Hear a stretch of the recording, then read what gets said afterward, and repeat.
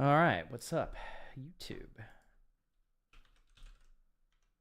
All right, we are going to be jumping into the Boot.dev Python functional course, or functional programming course.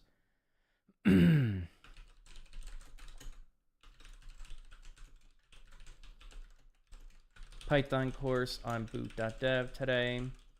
I will not be live later, but I'll be live tomorrow. Actually, man, I'll probably be live tomorrow. This week just filled up again. Weeks just keep filling up.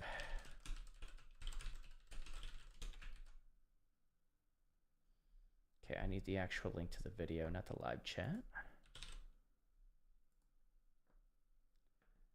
All right.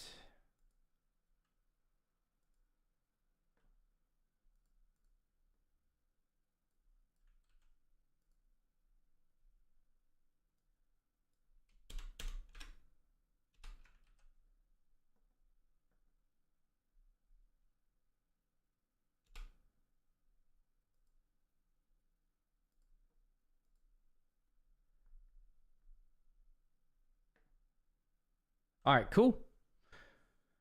We're good, I think. Gotta create the event in Discord. Then we're gonna dive in.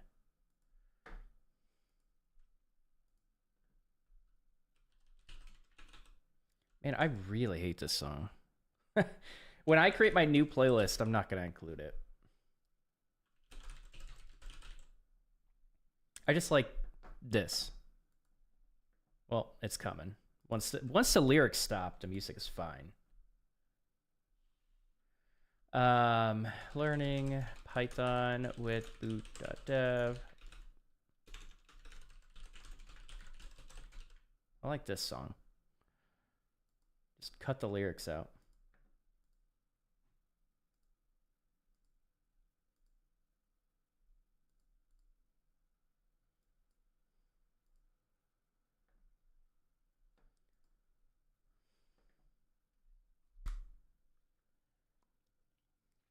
All right, we good? I think we're good.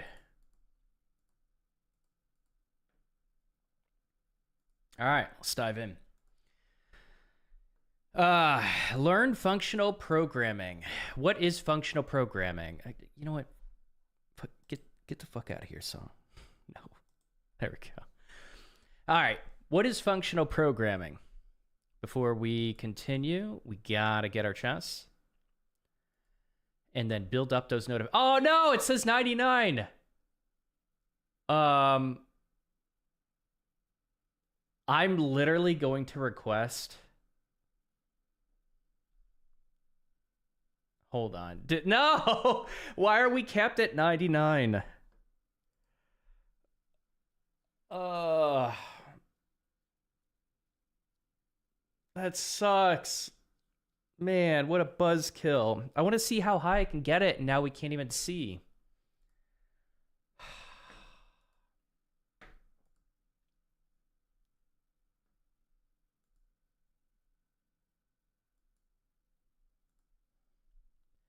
All right.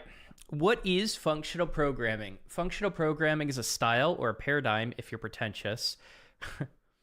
Wait, what do you mean? I say, hold on.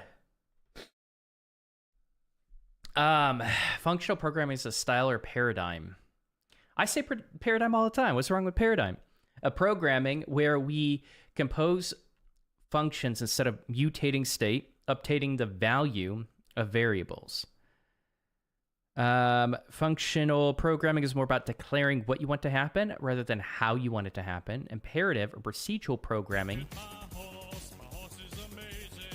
declares both the what and the how. What's up, Havoc? Thanks for the follow. Welcome. Example of imperative code. Car equals create car. Car add gas. Car clean windows. Example of functional code. Clean car add gas. Create car. The important distinction is that in the functional example, we never change the value of car variable. We just compose functions that return new values with the outermost function, clean windows in this case, returning the final result. In this course, we're working on doc-to-doc, a command line tool for converting documents from one format to another. If you're familiar with Pandoc, the idea is similar.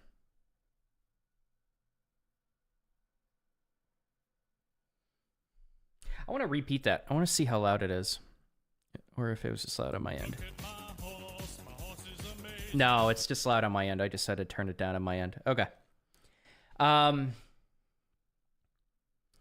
right, so doc-to-doc, a command line tool for converting documents from one format to another. If you're familiar with Pandoc, the idea is similar. I have no idea what Pandoc is. Complete the stylized title function. It should take a single string as input and return a single string as output. The return string should have both the title center and the border added. Okay. Should have both the title centered and a border added. What does that mean, a border?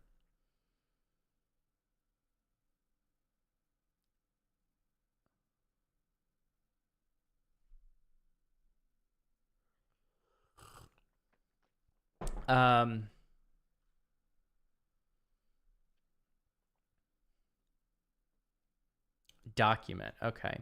When I see for some reason, my brain kept interpreting like the document in the browser. And I'm like, what? Python? Reading the document? What? And we're literally talking about a document that we're trying to process. Okay. User provided functions center title and add border. Center the title before adding the border. Do not create any variables. Use only one line of code in the function body. Are we returning it? Return a single string. Okay. So use to provide, where is it? Center the title before adding the border. Center title document. All right, let's go. Why Python? Frankly, Python is not the best language for functional programming. Reasons include no static typing. Almost everything is mutable. No tail call optimization. What is that?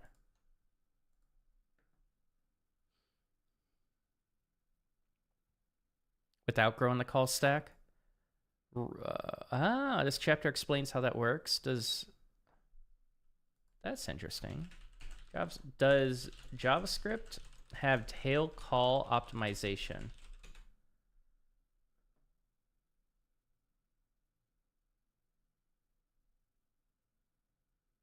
If the engine does, otherwise they aren't. So I guess it depends. Does Node have tail call optimization? Is a required part of the ES 2015 specification, so supporting it isn't directly a Node thing.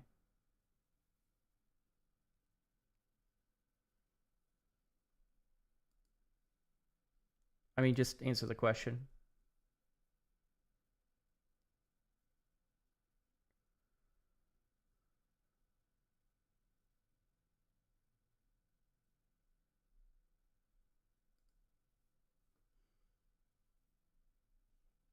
Okay, what JavaScript engines have tail call optimization? Only JavaScript core, the engine used by Safari, consistently supports proper tail call optimization. Oh. Okay, well, that's good to know. All right. I didn't know that was a thing. Cool. Side effects are common. Imperatives and OOP styles abound in popular libraries. Purity is not enforced and sometimes not even encouraged. What do you mean by purity? Oh, gotcha. Pure function. Some types is hard to define. What's this? An algebraic data type is kind of a composite data type. Two common classes of product types: tuples and records. Okay. are hard to define.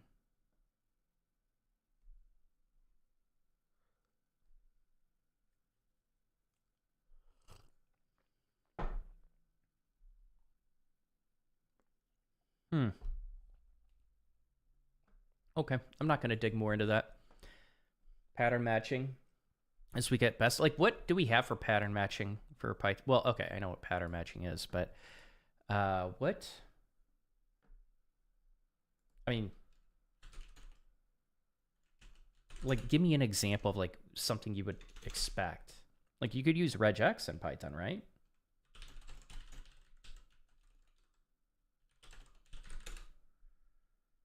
Yeah. Oh, well, not going to look too much into it. So seriously, why are we using Python? One reason trumps all others. You already know Python. Python is a great choice for learning coding basics, OOP, algorithms, and data structures, and the trade-off of learning a new language at this point in the curriculum isn't worth it. I hope they don't change. Python's a really good first language to learn. Yeah, I've been convinced of that. I hope they don't change that in Boot.dev. We can still cover the most important concepts of functional programming in Python, even if we have to jump through a hoop or two to do it. Functional programming is a paradigm of useful techniques for writing better code, and they apply to all languages, not just purely functional ones. We also plan to release a functional programming 2 course in a more functional language, likely one of these, Haskell, OCaml, or Elixir. Really? Okay. Why learn functional programming in Python? Because we already know Python. Okay, fair enough. Immutability. In FP, we strive to make data immutable. Once a value is created, it cannot be changed. Mutable data, on the other hand, can be changed after it's created. Who cares? Mutable data is easy to think about and work with. When 10 different functions have access to the same variable, and you're debugging a problem with that variable, you have to consider the possibility that any of those functions could have changed the value. When a variable is immutable, you can be sure that it hasn't changed since it was created. It's a hell of a lot easier to work with. Generally speaking, immutability means fewer bugs and more maintainable code. Tuples versus lists. Tuples and lists are both ordered collections of values, but tuples are immutable and lists are mutable. You could append to a list, but you cannot append to a tuple. You can create a new copy of a tuple using values from an existing tuple, but you can't change the existing tuple. So lists are mutable. We can append there, and tuples are immutable. We can't append there. Note the comments required for a single element tuple. More ages. Got it. I would have just I guess you're teaching the comma. If the goal is to teach the comma, I think that's fine.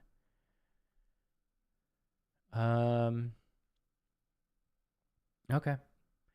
Good to know. The add prefix function accepts 2 arguments. Document a string documents the current tuple of strings. Okay. It should do 2 things. Add a prefix of x period to the beginning of the new document.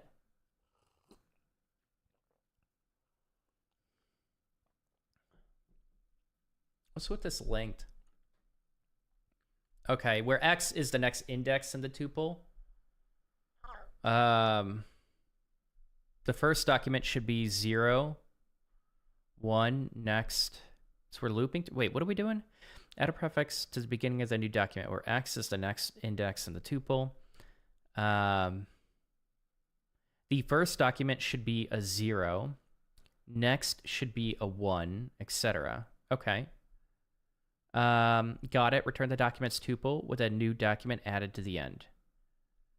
So documents is a current tuple of strings. So we have to loop through it. That's what we're doing, right?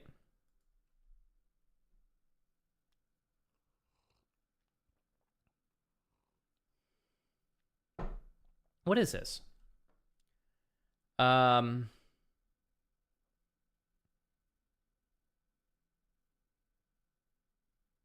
I mean, this is the last entry, but why are we doing... Wait. This is the last entry, is it not?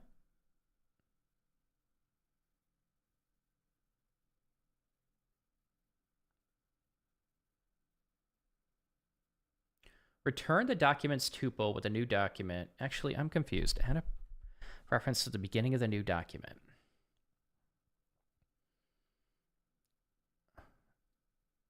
Meaning we're just appending it. Hey, what's up, Crispy Pizza? How you doing?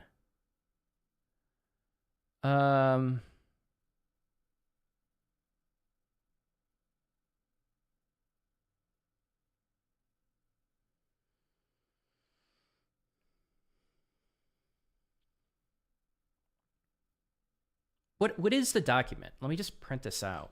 Like, it's not an actual document, right? Is this a string? Oh, it literally says it's a string. Okay. I'm just reading the word document. It's throwing me off. Eddie, thanks for the sub. Okay, so add a prefix of X to the beginning of document where X... Oh, I see. Where X is the next index in the tuple.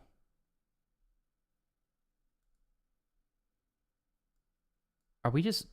This is the code that we're executing. Blessed on this side, tinkering and working. Tapped in to learn some Python with you. Hell yeah. Let's learn some Python.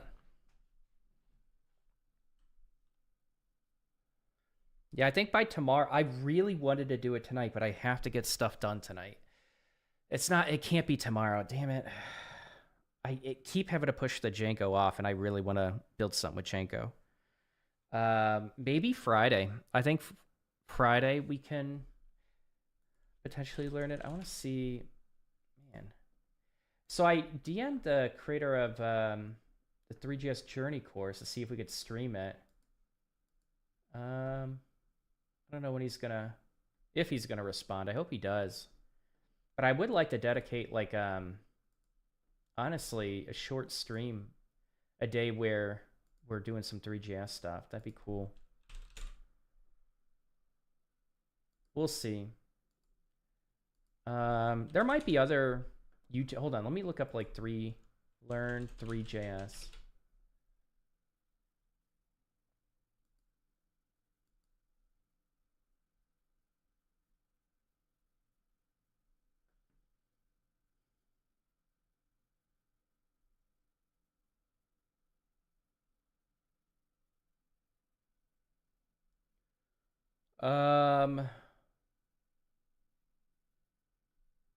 Maybe we watch YouTube videos or something. I don't know.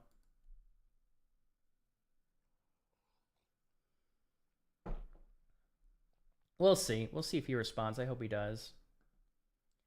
I learned full stack, modern JavaScript, focused mostly front end. I've heard a bit about Boot.dev, so curious to tag along for your experience. Okay, cool. I mean, that's pretty much like what I did. And then professionally went front end, you know? So, now we're going back in. We're diving deep. We got a long ways to go, too. We're going to be... All of 2025, we're going to be spending on Boot.dev. Hey, what's up, Jessa? Welcome back. It's been a while. How have you been? Happy Wednesday. So what are we doing? This is the prefix. We're grabbing the length at the end. I don't understand why this is... I actually don't know. I have to read this again. Add a prefix of X to the beginning of the new document.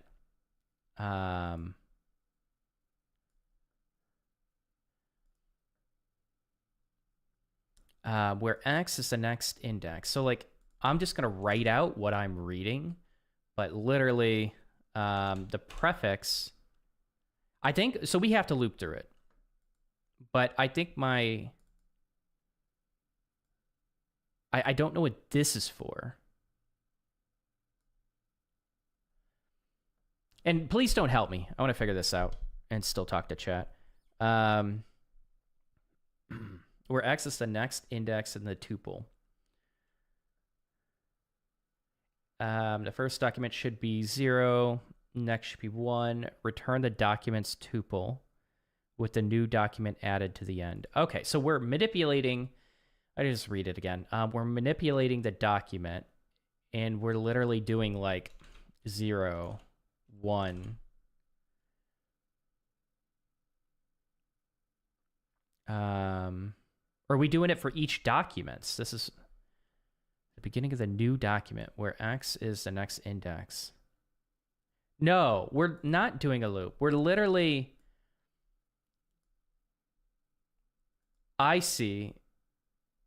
Then what do we need to do? We grabbed a length of documents and we just add it. New doc equals prefix. Wait, it's solving it already. Documents append the new doc. But this won't work because this is a tuple. We can't append. Do we just gotta fix this? I think that's what it is. Oh, it says run the code. Dude, can I just read for once? Run the code to see the error. Whoever wrote this code assumed that the documents is a list, but I just gotta read. One day I will read. Okay. So we figured, actually I like that I figured it out without reading that. Woke my brain up. Yes, I love that. Find myself at a similar path as well. Hell yeah, man. Yeah. I'm enjoying backend. I really am. I'm enjoying backend a lot more. Again, I still have to decide if I want to use Angular to build Nest, but I might just jump back into React. I don't know. You do the same thing. You don't read. Yeah. That's all right. I know, and you guys have seen it, and I'm fine with it. It just takes me a few lessons to warm up. I'm completely fine with just like not reading things properly or whatever. It's just the first 20 minutes is like just warming my brain up. And then if I'm talking to chat, it's going to take longer than 20 minutes. I'm totally fine with that. I'm not expecting to be efficient. All right. So we essentially, to create a tuple,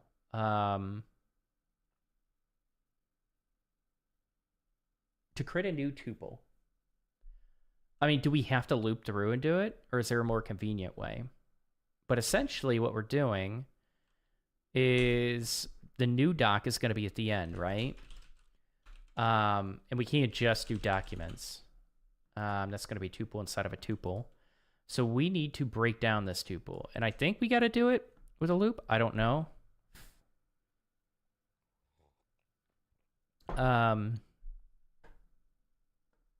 Like a slice or something? Can we slice a tuple?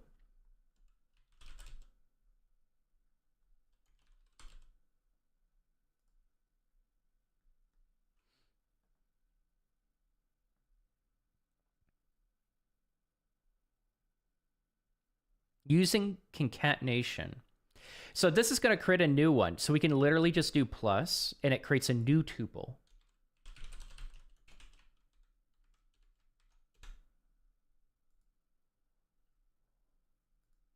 Right?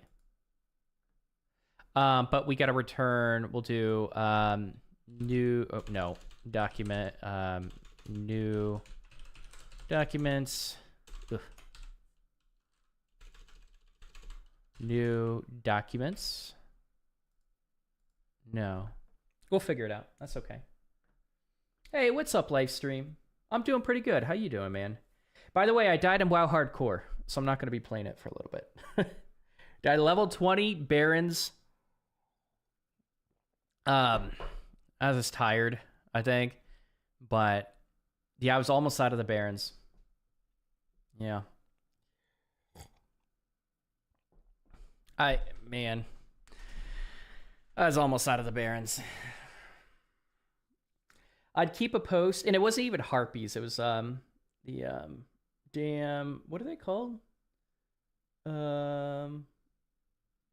Furry creatures. A little bit south. I don't even know what they're called. Everything's furry. I don't know. But yeah, I died. We do love instructions. Hell yeah. I'll keep a post. I'll keep a post-it on my monitor. Read the documentation as a reminder. We'll read the documentation for what?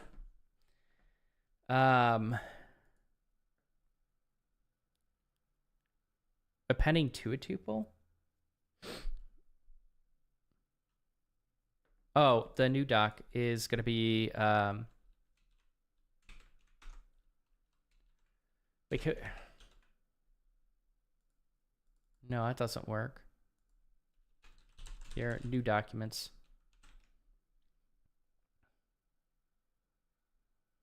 Can only concatenate tuple, not string. Okay.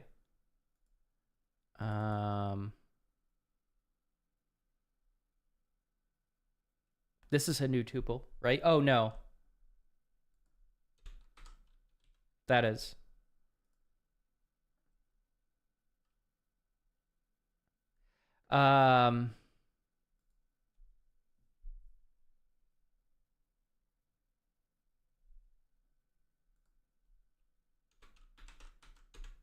Duh. There we go. Let's go.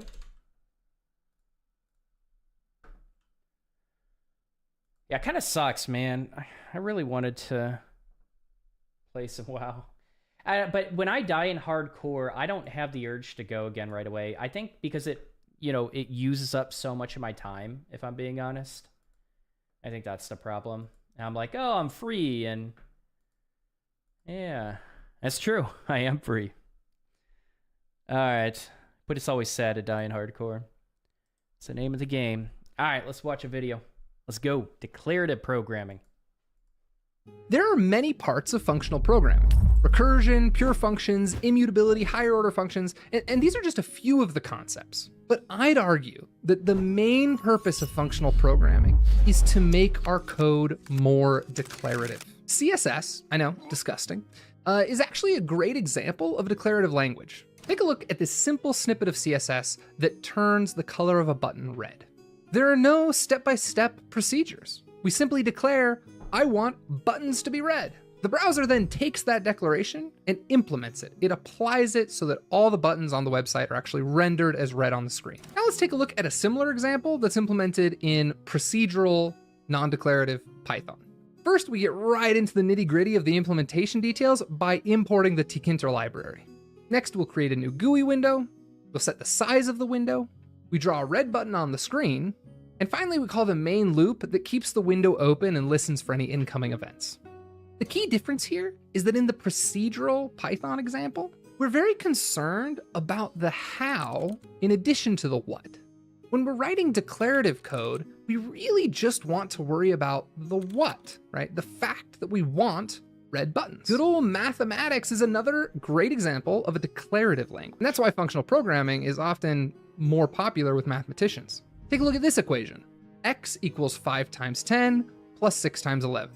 The equation doesn't tell us in which order we need to carry out each computation on our hardware. And it also doesn't tell us exactly where we should store each value in the memory on our computer. We could write the code this way, or we could swap the ordering around like this, and we'd get the same result either way. Purely functional code is mostly a pipe dream because at the end of the day, somewhere, we need to specify how to get stuff done. But we can continuously try to make our code more and more declarative, which means more and more functional, by hiding the implementation details at a lower level. So the goal of the functional programming style is just to bring us closer and closer to this declarative ideal. All right, thank you, Ling. Let's bring back the music. Functional programming aims to be declarative. We prefer to declare what we want the computer to do rather than muck around with the details of how to do it. Let's take an extreme example and pretend we wanted a style web page. I do. What do you mean? With CSS. Obviously a hypothetical because, well, why would anyone want to work on the front end? Because I love CSS. Declarative styling. The following CSS changes all button elements to have red text. It does not execute line by line like an imperative language. Instead, it simply declares the desired style, and it's up to a web browser to figure out how to apply and display it. Unlike functional programming, so imperative styling, unlike functional programming in CSS, a lot of code is imperative. We write out the exact step-by-step implementation details. The Python script draws a red button on a screen using the tkinter library, and then that's that. Okay, cool. What is that? Tkinter? CSS is typically declarative. A script that does one thing after another is one thing after another is imperative. It's math. Functional programming tends to be popular amongst developers with a strong mathematical background. After all, a math equation isn't procedural, it's declarative. Take the following math equation. Okay, to put this calculation in plain English, use just a Greek letter sigma, and it represents the sum of a collection. X is the collection of numbers we're averaging. N is the number of elements in the collection. Average is equal to the sum of all the numbers in the collection X divided by the number of elements in collection X. So the equation really just says the average. Video is ridiculous for this song. Closing that. Excuse me. So the equation really just says that the average is the average of all the numbers in collection of X. The math equation is a declarative way of writing calculate the average of a list of numbers. Here's some imperative Python code that does the same thing. Get average, add all of them up, then divide. All right. However, with functional programming, we would write code that's a bit more declarative. We return sums divided by the length. Here, we're not keeping track of the state, the total variable in the first example of stateful. We're simply composing functions together to get the result we want. In the world of document conversion, we sometimes need to handle fonts and font sizes. Okay. Complete the get median font size function. Get a list of numbers representing font sizes. Return the median in the list. When we get a median and we have an even number of numbers. Actually, no, they're going to speak that. I'm wondering which is the median. Notice the second list is out of order. Order the list, then find the middle index and return the middle number. If there is an even amount of numbers, return the smaller of the two numbers to the middle numbers. Okay.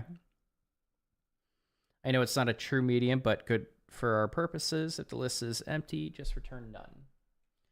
Here are some helpful docs. Yes, sorted.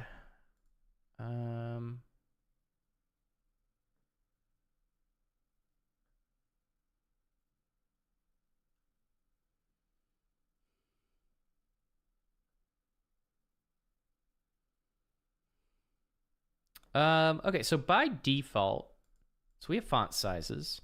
Let's just print this.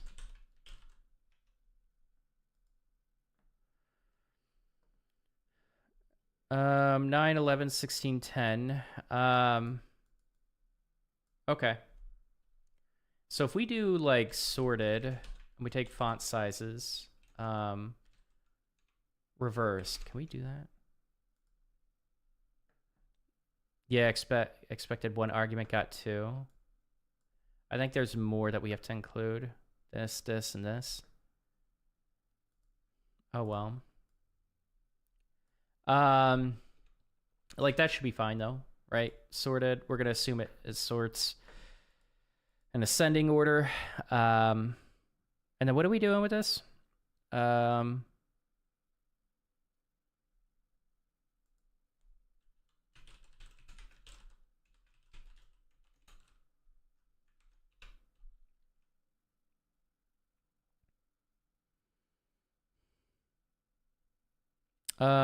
We're just literally getting the median. So we're just going to loop through.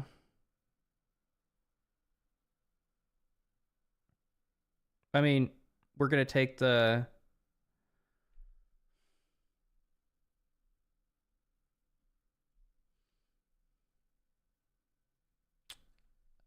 I think so. Maybe there's a more efficient way to do it, but I think what I would do is I want to... If it's an odd, I would want to check if it's even or odd. And then I would want to, if it's odd, I would want to do like length divided by 2 and round that if needed. And then if it's even, I want to essentially get length divided by 2, which is going to grab me the highest index in the middle and then the lowest index, and then I want to see if which is smaller. I'm gonna lurk now. Busy morning for us, but have a good stream. All right, sounds good, Jessa. Thanks for hanging out. Let's see.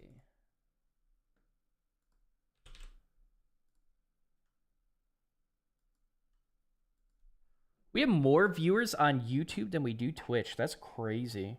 I know it usually takes like 40 to 50 minutes to get viewers on Twitch, but that's actually crazy.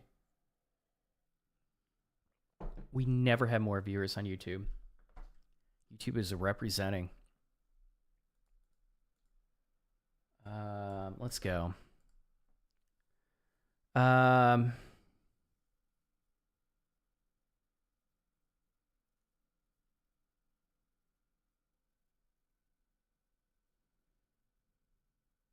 Floor division. Floor division. What exactly does that mean? So it basically rounds down.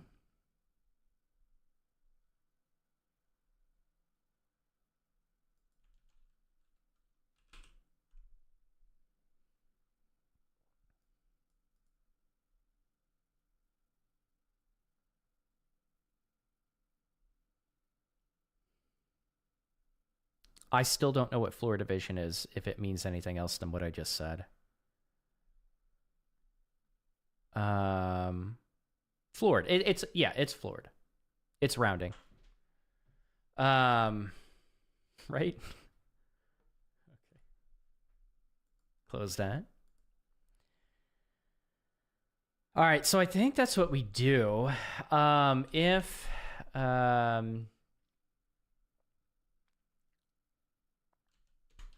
length of font sizes.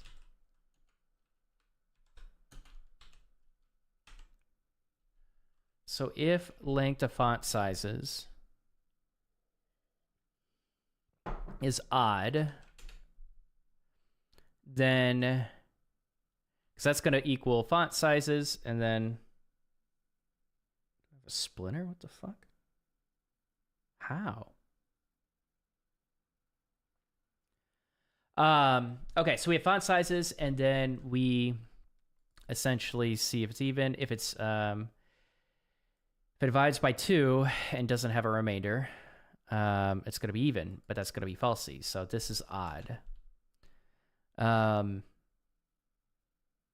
If length, we want, or if odd, we want to grab length of the font sizes. I mean, we could, you know what? I don't care. I can repeat myself. I can do whatever the fuck I want to do. Frost, thanks for the follow. Welcome. Frostbite. All right, so I'm so tired. I gotta wake my brain up.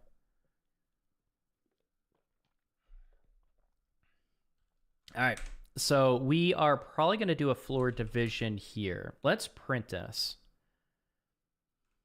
So we have, shoot, we're gonna have to do something else to test this, I think.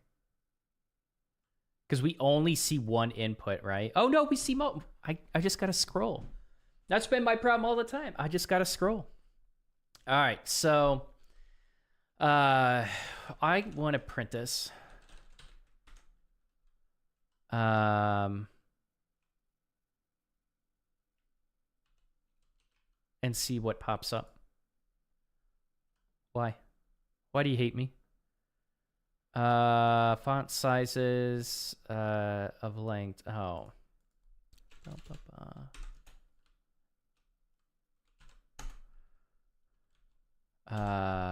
2.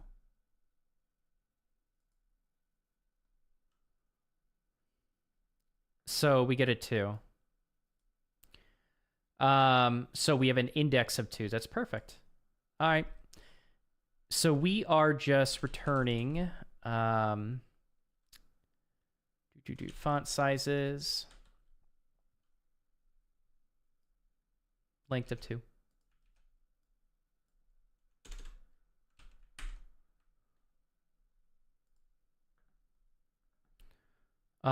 Expected 3. Font sizes, length. This is a 2. 0, 1, 2. What? Expected 3?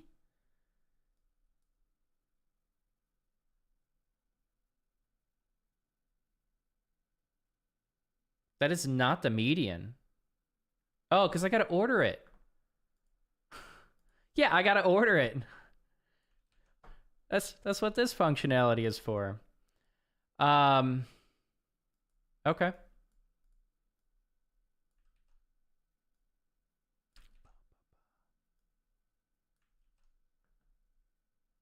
I guess we didn't have to do it here, but that's okay. We'll be consistent.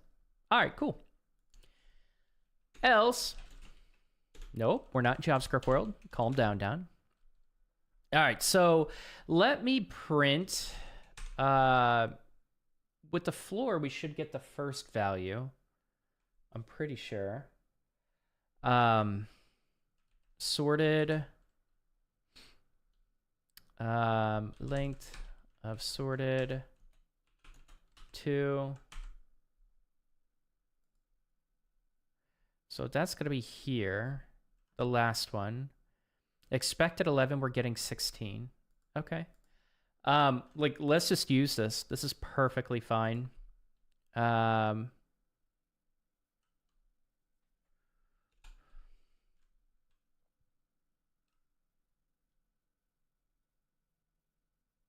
don't know. Second mid value equals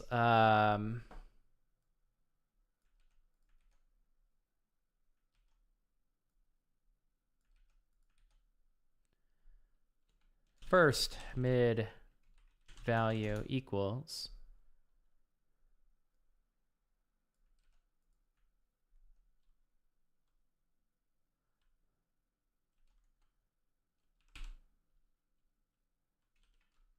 actually that no order of operations should save us -1. Let's print the first mid value.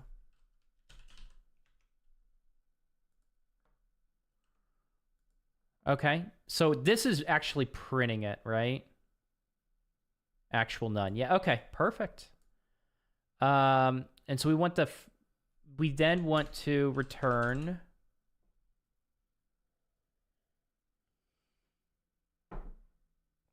I mean, we got to do another conditional, right? I'm going to look at the solution afterwards. If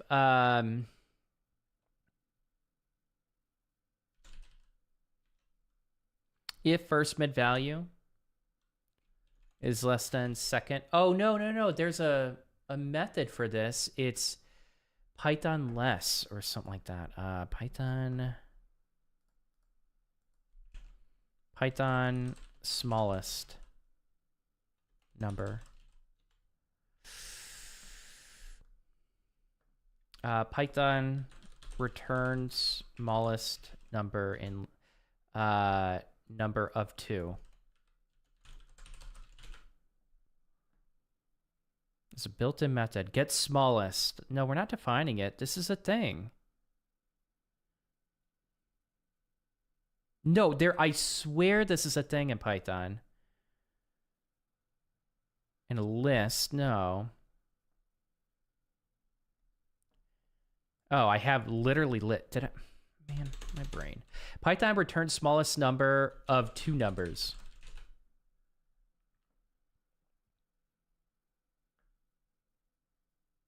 Maximum and minimum.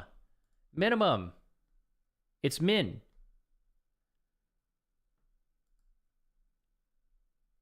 Min only returns the smaller of A and B's. Yeah, okay. That's it.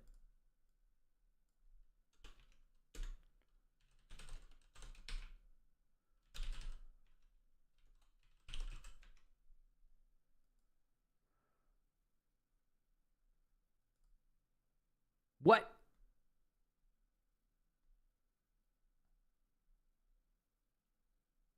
Oh, yeah. Me not reading directions again.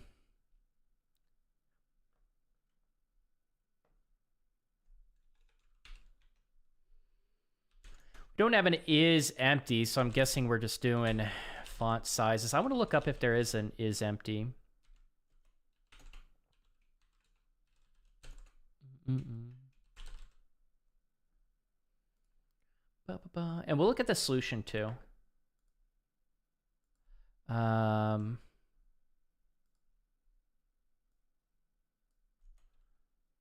List is empty. Now we got to check the length.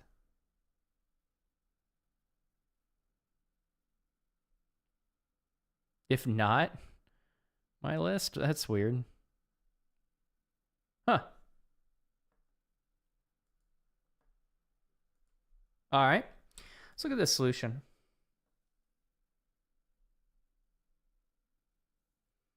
Wait, what?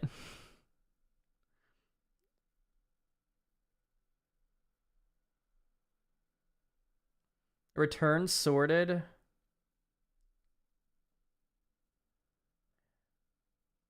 Length -1 divided by 2. That doesn't work though. We got to check the minimum.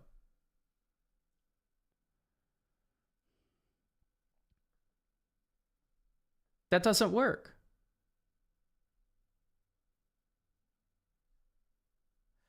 Interesting. If there is an even amount of numbers, return the smaller of the two middle numbers. I think the solution is not a good solution. It doesn't work.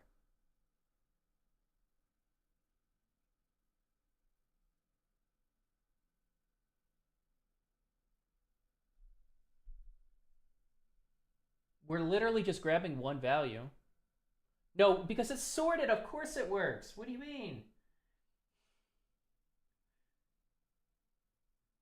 Yeah, no, this is way better than mine. Okay. We're learning. Classes versus functions. We got 10 minutes for pre-rolls. Let me grab some water. I don't drink enough water when I'm intermittent fasting. You know what I've thought about doing, honestly? Like, I've been waking up early pretty consistently. I got a really good schedule going. And I kind of just like want to wake up, have breakfast, go work out, shower, and then like go eat or like eat like a meal again. So like really small breakfast. Because I don't think I want to work out while intermittent fasting. I can do it.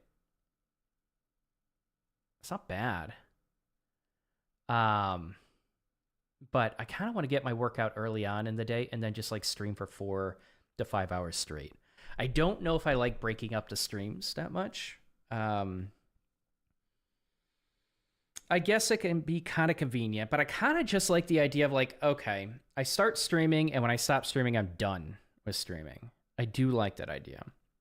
But I have to split it up. I can't just go through Boot.dev for 5 hours. I got to do like Boot.dev for maybe 2 hours max, and then like Django for 3. And then like maybe course creation 2 hours max, and then let's dive into Twitch Sprout and build something. That's what I have to do. I've been thinking about that. And if I go early on in the morning to the gym, no one's there. When I go at like noon or I go at like 2 or 3, people start popping in. I should do that. I'd have to give up the intermittent fasting though. I don't know if I want to do that. Oh, I could make it a rule like, either go work out or intermittent fast. You can't do both. I could do that. Or you have to do one or the other. I do like that. That's actually a good rule. I'll have to think about it more. All right, classes versus functions. I run into new developers who, after learning about classes, want to use them everywhere. They assume that because they learned about functions first, functions are somehow inferior. Nope, they're just different. Should I use functions or classes? Here's my rule of thumb. If you're unsure, default to functions. I find myself reaching for classes when I need something long-lived and stateful that would be easier to model if I could share behavior and data structure via inheritance. This is often the case for video games, simulations, and GUIs. The difference is classes encourage you to think about the world as a hierarchical collection of objects. Objects bundle behavior, data, and state together in a way that draws boundaries between instances of things, like chess pieces on a board. Functions encourage you to think about the world as a series of data transformations. Functions take data as input, return a transformed output. For example, a function might take the entire state of a chessboard and a move as inputs, return the new state of the board as output. Use what feels right to you in your projects, and adjust and refactor as you improve your skills. Here's what I want to do before I forget.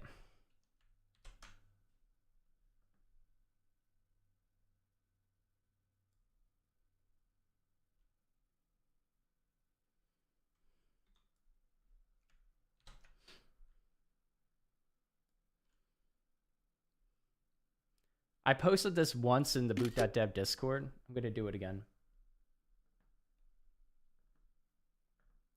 Hold on, let me pop up Discord and I'll show you. All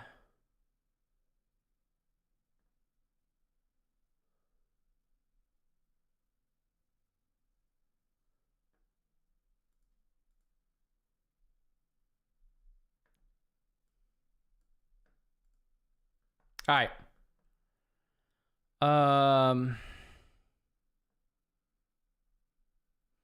Feature requests.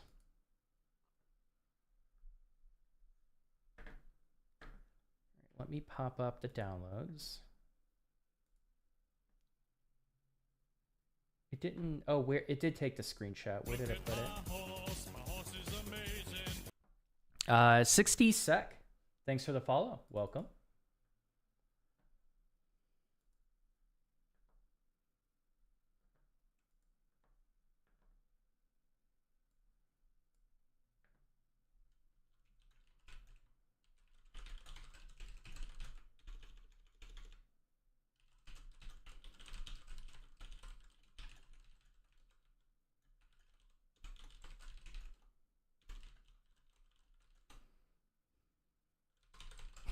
It's like, it's a little bit of an obnoxious request, but it's funny obnoxious, I think. Increase the notification count. Is there any way to increase it into the hundreds?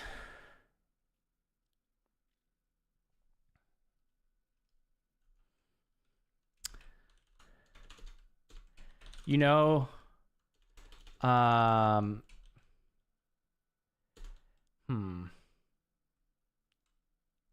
do I word this?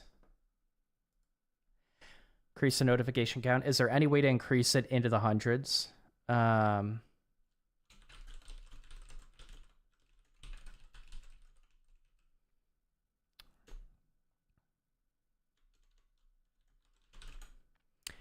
You know when you play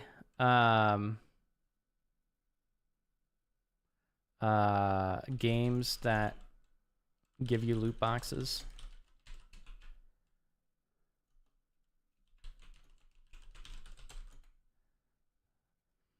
It's satisfying to bulk collect them and then go through an opening. Satisfying to bulk collect them and then go through an opening spree one day.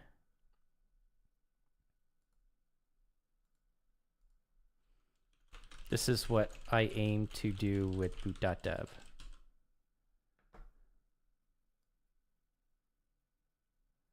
This is what I dream to do with Boot.dev one day.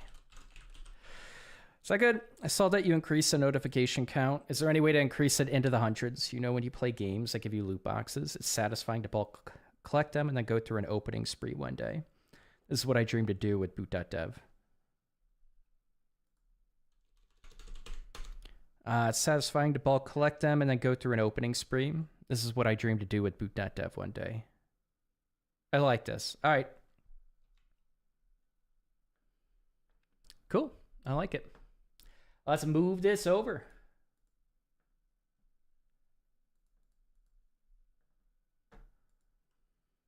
All right. Which is better? They're good in their own special ways. Yep.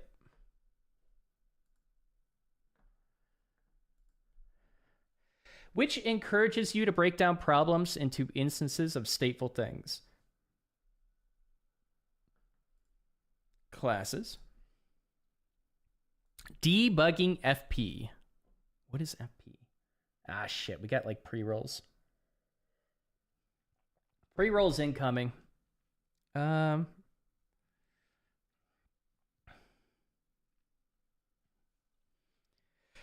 All right, we'll just read until the pre-rolls. It's nearly impossible, even for tenured senior developers, to write perfect code the first time. That's why debugging is such an important skill. The trouble is, sometimes you have these elegant, sarcasm intended, one-liners that are tricky to debug.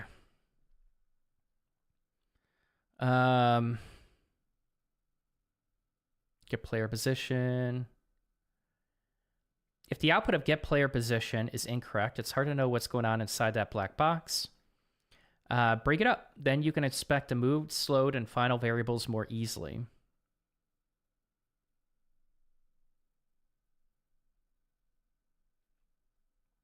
Okay. True. Once you've run it, found the issue, and solved it, you can remove the print statements.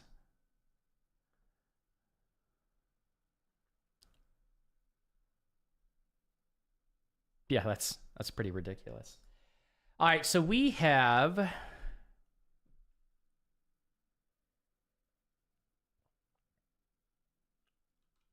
well, let's just look at the assignment. Fix the format line function. It should apply the following transformations in order. Okay, so strip white space from the beginning and end of each line. That's what this is doing.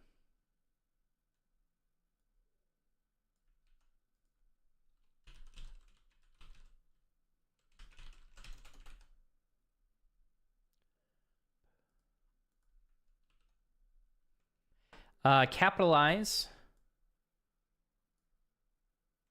every character on the line. So replace it with the line.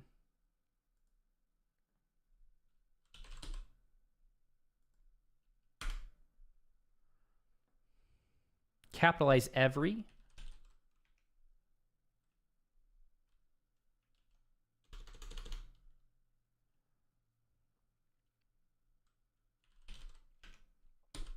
Probably bad variable names, but that's all right. Capitalize. Remove any periods from the line. Oh no, this is R strip. Oh, it's literally going in order. Okay. R strip is, hold on, Python. R strip. Trailing characters.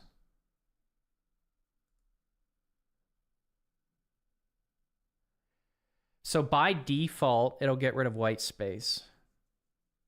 Hey, what's up, Yunjay? Yeah, it's a good stream. It's chill. How are you doing?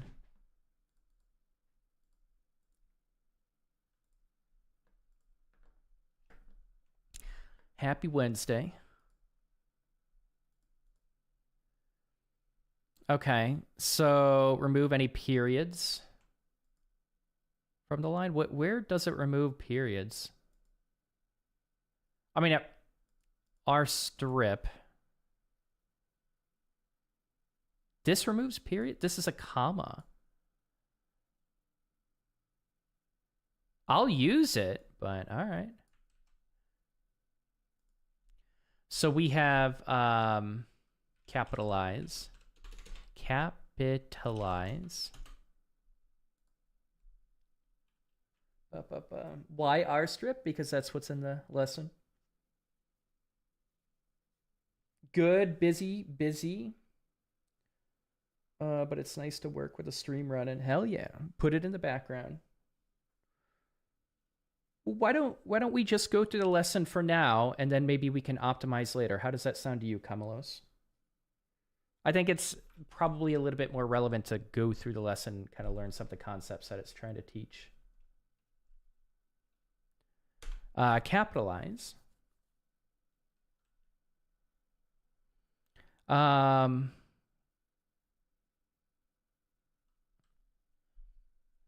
doesn't really seem like it's replacing periods. Hey, what's up, Jeremy? Catching the stream on your lunch break?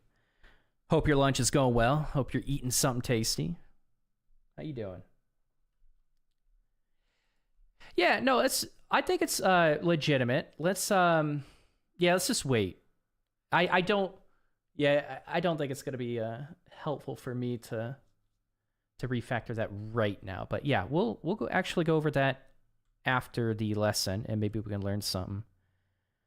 Capitalize, and then so replace periods, remove periods.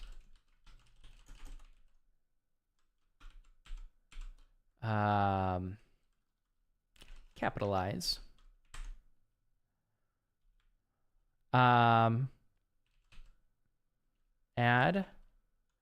ellipsis.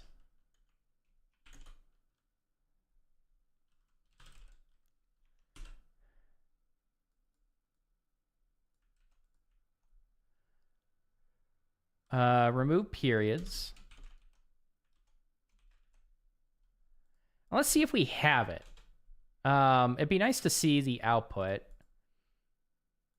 Oh, dude, I hate... This is another song that I don't think I'm going to add to the new playlist. Like, I like the music, but the lyrics are so cringe.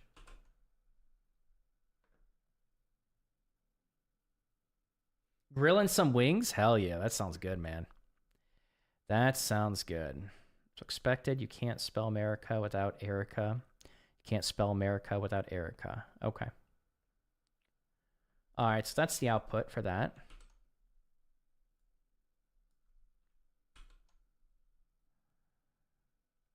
You should see that some subtle bugs are present. Break up the function to make it easier to debug. And that's, that's my fault, Camelos, because I didn't put, like, no backseating or anything like that. That's my fault. Totally my fault. I shouldn't have looked at chat. All right, cool. So we have, let's see what we have.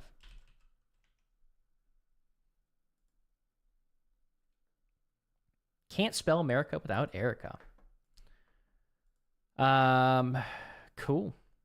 Let's debug. So we just need the capitalization, which does not happen. And it doesn't remove the period. Like, so let's get rid of that. No. Interesting. Okay, we'll continue to debug. Capitalize. Capitalize is here. Let's do Python. Here, we'll do spellbook. Capitalize. I don't know why I have so much trouble spelling capitalize. Here. Python capitalize. Text capitalize. I'm probably misspelling it. I'm literally just going to copy and paste it in. Nope. It is correct.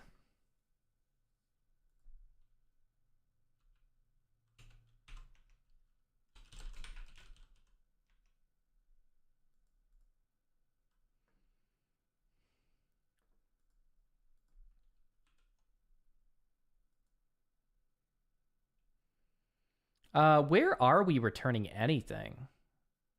Actual is none. Never mind. Okay. You can't spell. What are we getting here? Removed. Oh,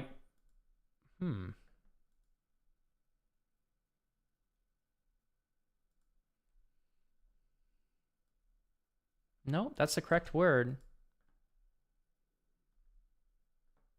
All right. I won't look at chat until I solve it.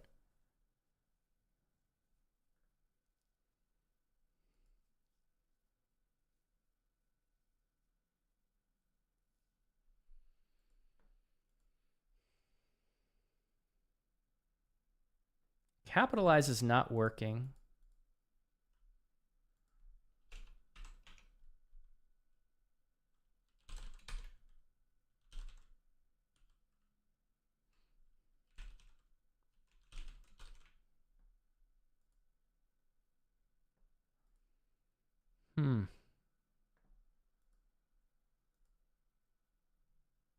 Why?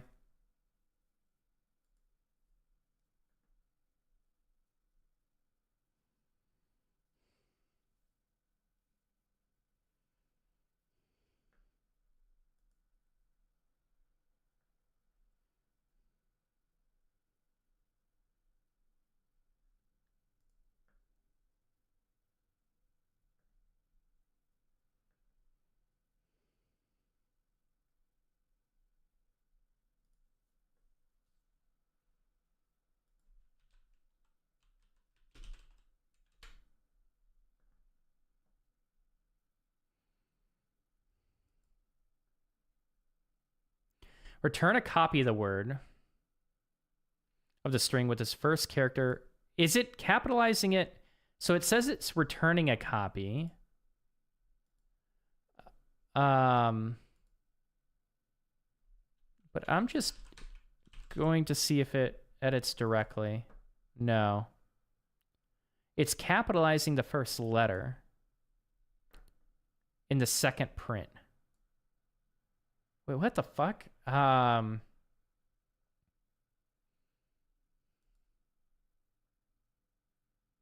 With its first character. Okay, so that doesn't exist. Can we capitalize the entire word, or do we got to loop through it?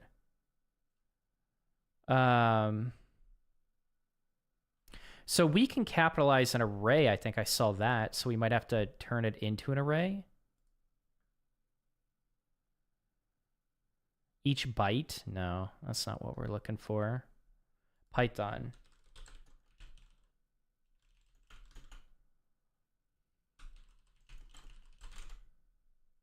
Upper. So we're just using the wrong one.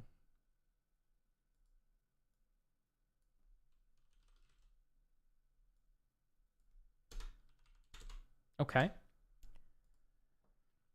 All right, there we go. We got rid of the period there. Looks good. Or no, we're not actually printing that out. Let's print add ellipsis. We are not getting rid of the period, so let's look up replace. I mean, let's go look it up here. I really don't like Python docs. In place operators? I don't think so. No, Python. But here we go back to, well, we're not going to the Python docs.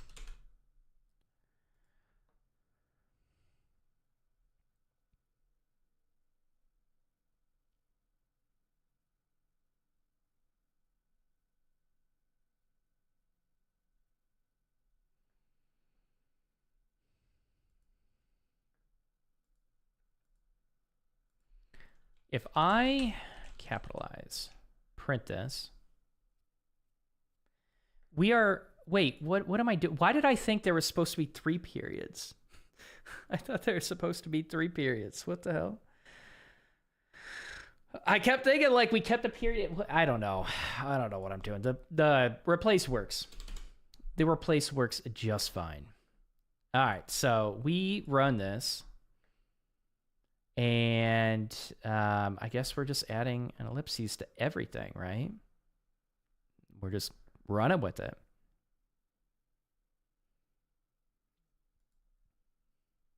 Cool. All right, let's return it.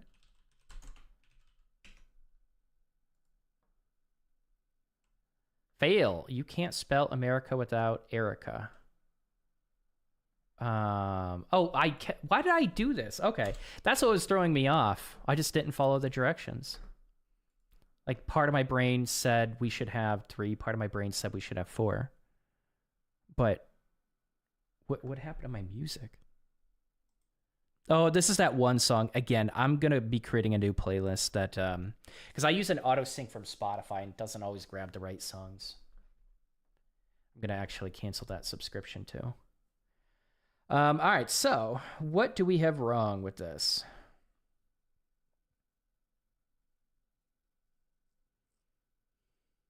We have white space.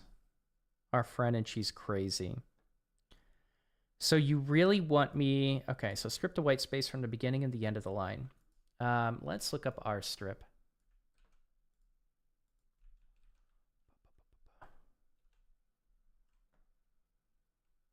Any trailing characters at the end. Yeah.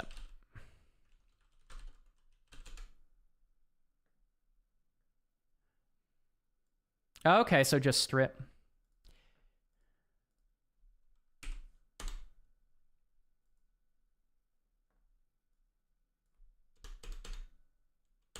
All right. Submit. Let's go. All right, now I can look at chat.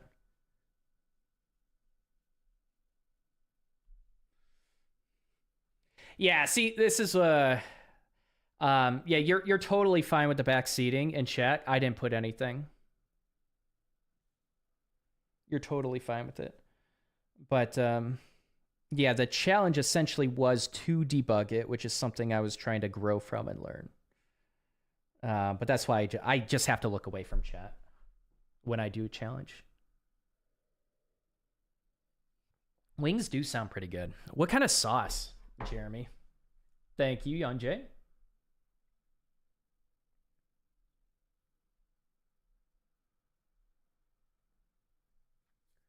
Yeah, the assignment did say to strip. Well, again, but it's that was part of the challenge. You make your own.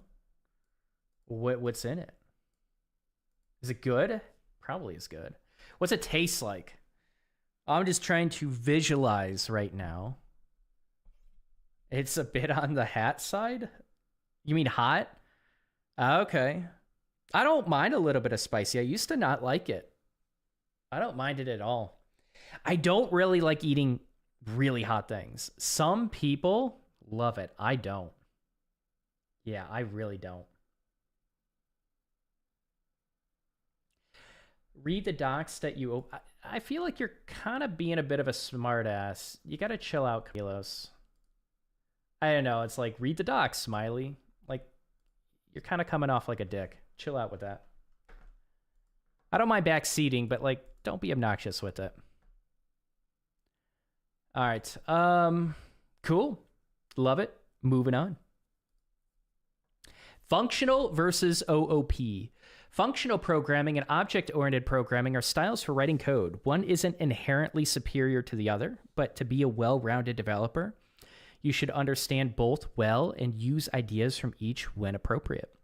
You'll encounter developers who love functional programming and others who love object-oriented programming. However, contrary to popular opinion, functional programming and object-oriented programming are not always at odds with one another. They aren't opposites. Of the four pillars of OOP, inheritance is the only way that doesn't fit with functional programming.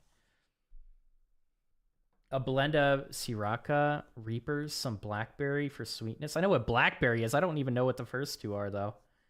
And a touch of butter. I know butter. Okay, I know half of those ingredients.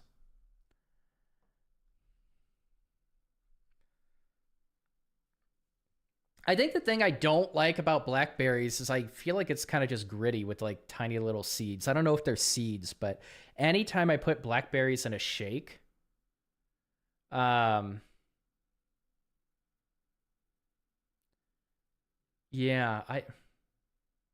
man, I like blueberries though. I wonder if I'd switch out blueberries in that mix. Each batch is a little bit different. I make it a little different each time depending on how I feel. Okay. It's pretty cool. I like it. I can't tell if these ads are AI gen or not. Oh no, Tuba, you got ads. We should probably get rid of the pre-rolls. We're gonna do a 20-minute ad. No, not a 20-minute ad. We're gonna do a 1-minute ad just for 20 minutes, and then we're gonna go to noon. I'm just gonna get rid of it. I just used a juice. Oh, not the whole berry. I like it, Jeremy. Smart. All right, yeah, I'm gonna BRB for 1 minute, quick bathroom break, wash hands, come back, and then we'll continue forward for another 30 minutes. So we're back. Yeah, no, it's not gonna be not a 20-minute ad. No way.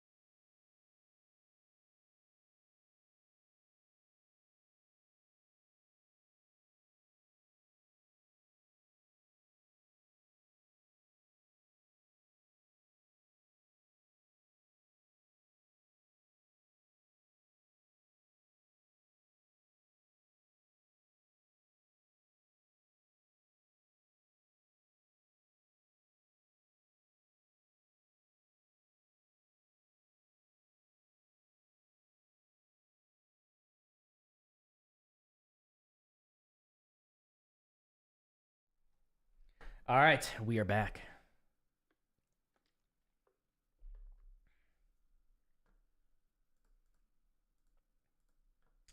Quick break. All right, let's go. And yeah, again, feel free to backseat. Obviously, like, don't be obnoxious about it, but like, feel free to backseat. I have no backseating in the pinned comment. Inheritance isn't seen in functional code due to the mutable classes that come along with it. Encapsulation, polymorphism, and abstraction are still used all the time in functional programming.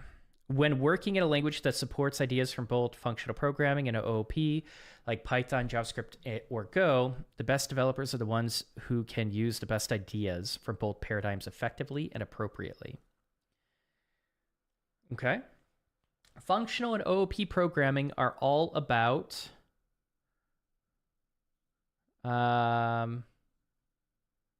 writing cleaner code. OOP's concept of inheritance conflicts with functional programming. Let's go. Toggle case. We need to add a feature to the doc-to-doc that switches the capitalization of all the words in a line. Complete the toggle case function using string methods. It takes a string as input line and returns a string.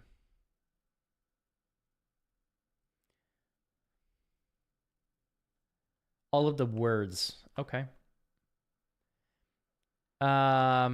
If line is in title case, convert it to all uppercase and add 3 exclamation marks to the end.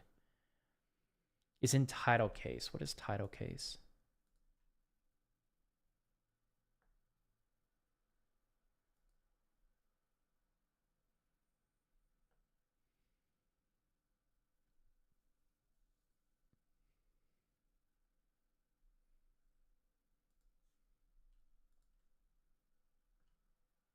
What the fuck is title case?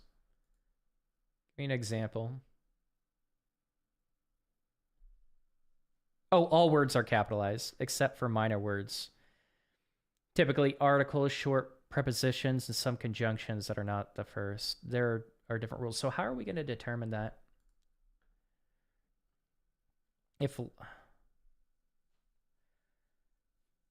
So I think what it's determining, like, title case is probably like some capitalization, some lowercase.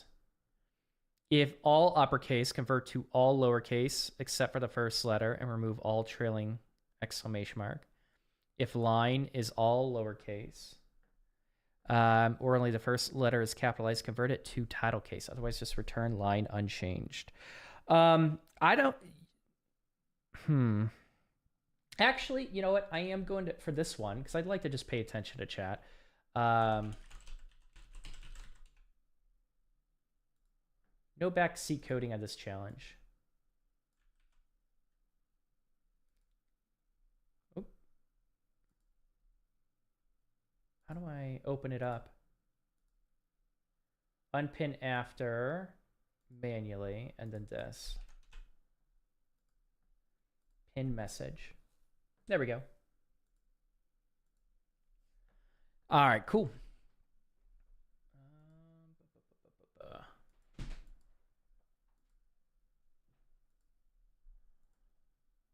Oh, no, I didn't mean to open that. I didn't read it. All right, so if line is title case, how do we determine title case?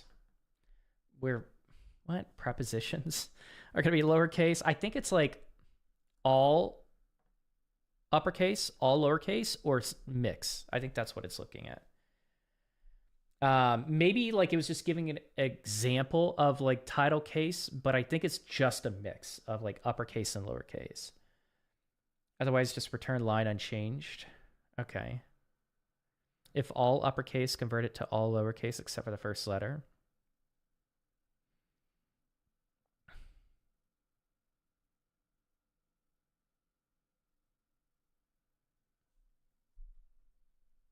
I mean, I can do it inefficiently.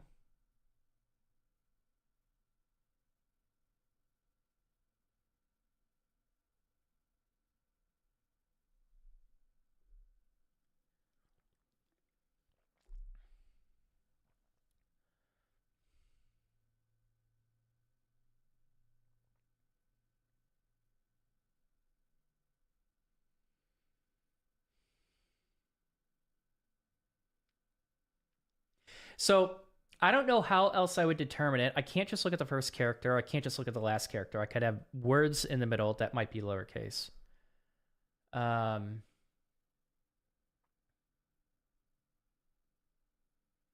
I have to go through every single letter.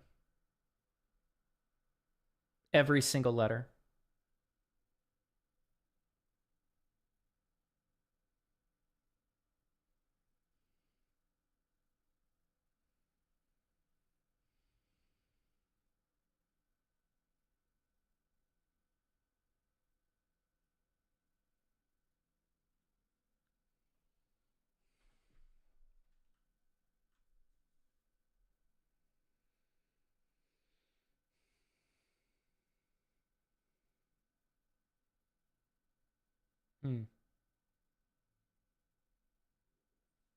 Okay, tuba. Yo, yo, yo, yo, chill.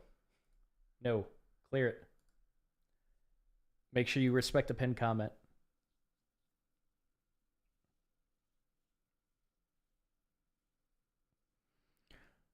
Um,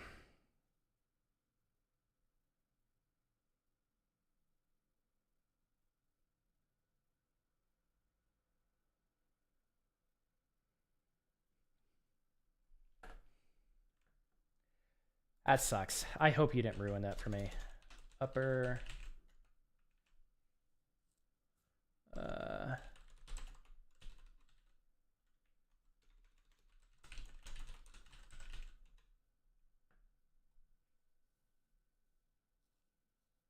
Damn it. Fuck. Yeah, please, please respect the pinned comment.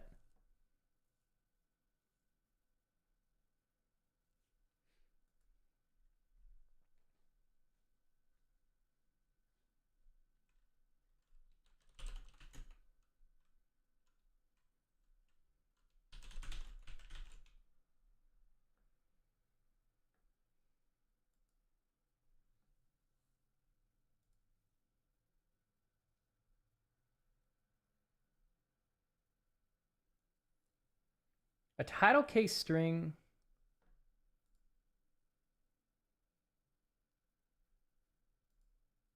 No. Too bad. Like it. Too bad. I like that's not a good reason. That's not a good reason at all. Do not backseat code whatsoever. You gotta let me like have a little bit of like let me struggle. If I want to struggle, let me struggle. You're literally just stripping my learning away. Yeah, that's not a good excuse. Please do respect the pinned comment. You should know that out of all people.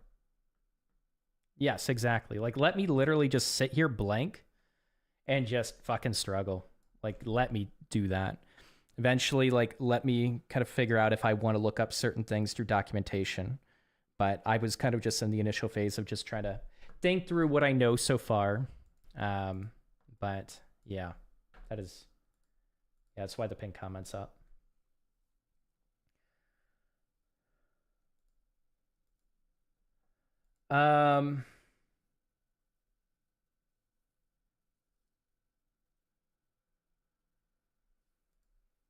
I think like I think there are just some communities in Twitch that like where people actually don't want to learn or anything like that just have everyone backseat them and they just pay attention to chat all the time instead of learning themselves. I think it's like been conditioned in a lot of people on Twitch.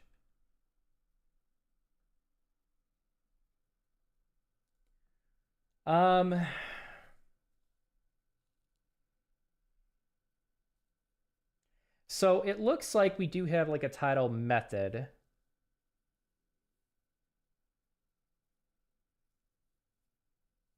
Twitch chat vibe coding? Yeah, it kind of is. Yeah, exactly.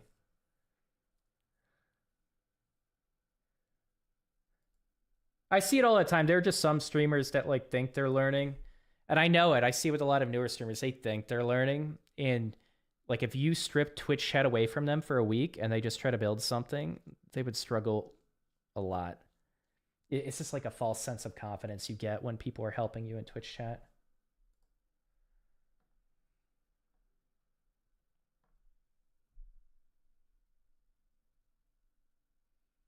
So we can convert a string to title case. Does not take any parameters or returns a string with a title case version of the original. You know what? Let me just look it up on screen.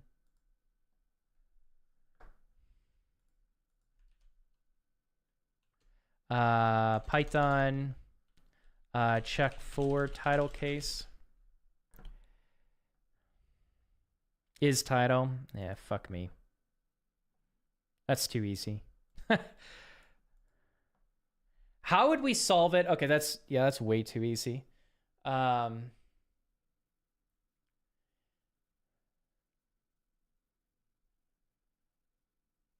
would we solve it without that? Like, we essentially, because I was trying to think through that, and I think that's kind of a fun challenge. But if we have, I kind of want to as well, because now that that's kind of been spoiled and easy, I kind of want to as well. So if we have, so I need to understand exactly what title case is, though. Python check for title case. Is title true if the string is in title case? The first letter of each word is capitalized. Oh, okay. Hey, what's up, non-codes? How you doing? How's your morning going? But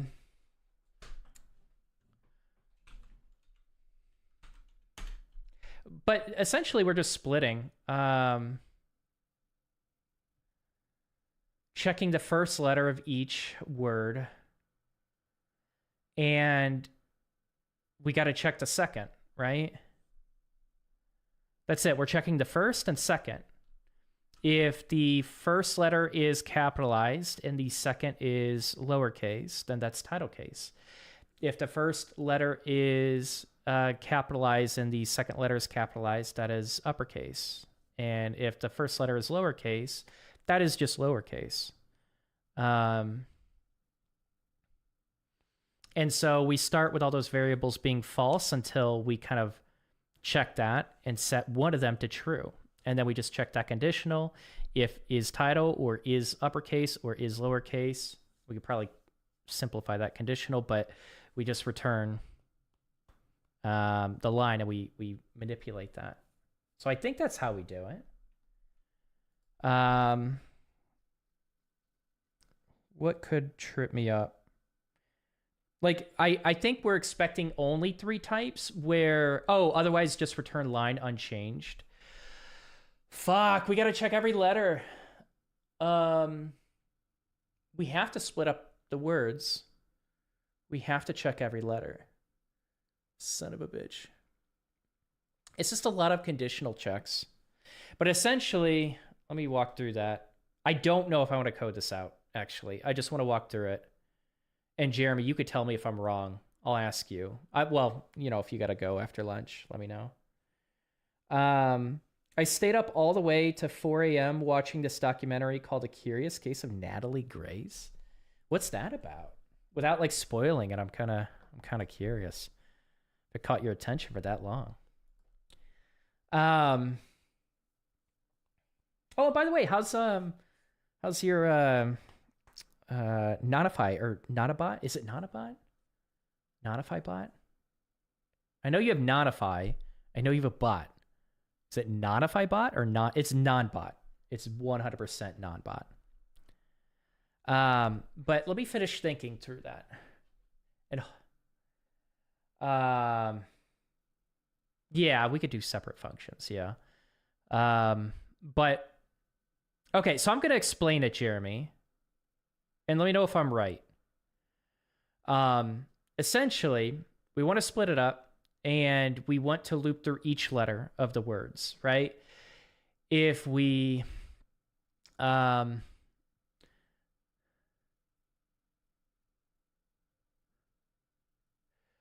we want to understand when we're at the end of a word. I would probably have to write this down. But we want to check Jimbo. So we want to check the first letter And if this is capital and the second letter is lowercase, because we're going to have like this. So is title, nope, we got to do Python. Is title case equals false. Is uppercase equals false. Would you call it like title? No, we're going to remove that. Title case is uppercase is lowercase equals, oh yeah, false, right? We're not in JavaScript land. So I'm going to go through like one word at a time. So then we have Jimbo is, I don't know, full. So we go through one word at a time. We loop through and then we check. Okay, so we have J is capitalized. So we're going to have to keep track of this, right? But, I mean, we're going to be really inefficient, but we have like first letter is capitalized or not. Is capitalized. That starts with false until it's true. So the first letter is capitalized, and then the second letter is not. If the first letter is capitalized and the second letter is not, we have title case. But would that break title case? By the way, I don't mind a little bit of backseating now. I'm going to look at chat in like a minute or two, and I'm going to catch up. I don't mind backseating now. So I appreciate you guys holding back because I already know how to solve this with the 3 conditionals. But the first letter is capitalized. Then we look for the second letter. Is the second letter capitalized? Yes or no? If the second letter isn't capitalized, then we're going to assume title case, but we got to keep going through, and we have to, like, is title case equals false. So then we check the second letter, and if the second letter is not capitalized, then we check for, honestly, maybe we set it to true. This is going to be really, probably a bad way of doing it. And then we get through each, and for the third, fourth, or like for any one that isn't the last letter, we are checking if it's capitalized. If it's capitalized, none of this applies, right? None of this applies. So then we would basically return the line unchanged. But then once we get to the length, -1, then we're going to check, is this also, like, is this capitalized? If not, then this is literally, like, we just set this to title case until we don't. I don't know. I don't think this is efficient, but then we're going through these words, and we're checking, like, is first letter capitalized? If false, and title case exists already, then this basically breaks and we just return out of this. We're essentially checking, is this uppercase or lowercase right now? And as soon as, actually, yeah, that's probably what we want to do. Is this uppercase or lowercase? If it's all uppercase, we check for that. If it's all lowercase, we check for that, and we kind of just return the manipulated string. And then when we detect a potential title case, then we see if it's truly title case, right? Then we got to check for every single letter. And then if we get like a capital letter here, this is not title case, this is just whatever. So we check for uppercase or lowercase. And then once this breaks, we no longer really have to check for this at kind of a global level. Then we're checking for title case, and we're making sure that it's proper title case. Jeremy, does that sound like the right direction to go in?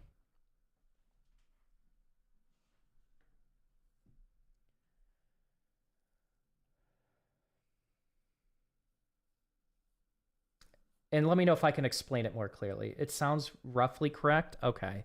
Because I think, like, we got to essentially check for these until these are false. Like, I mean, we could check for uppercase. We could honestly, we should do this.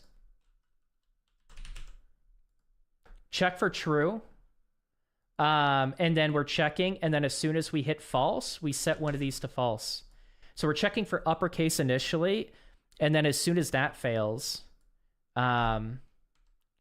we then know that at least all the characters before that were uppercase or lowercase. And then we check for all lower. This automatically gets set to false. If we get one uppercase character, oh, that's what we do. If we get one uppercase character initially, this automatically goes to false. And then if we detect any lowercase after that initial value, then we essentially set this to false. And now we're checking for title case. Then we need our conditional for title case. Easier in some ways? You think so? I'm not going to code it out, Jeremy. I'm kind of just trying to understand the concept. But I think I got it. Let me catch up with chat and then I'll kind of explain it. How to check for title case. Sunch, thanks for the follow. Welcome. Because I do want to like solidify that in my mind.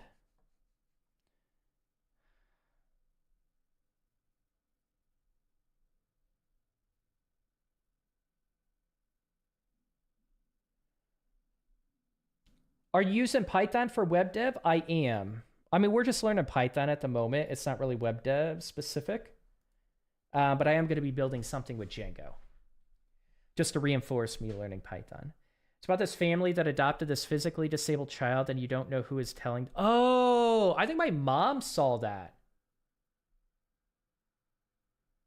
I know what you're talking about. She said it was a really good series or movie. That's interesting. Okay.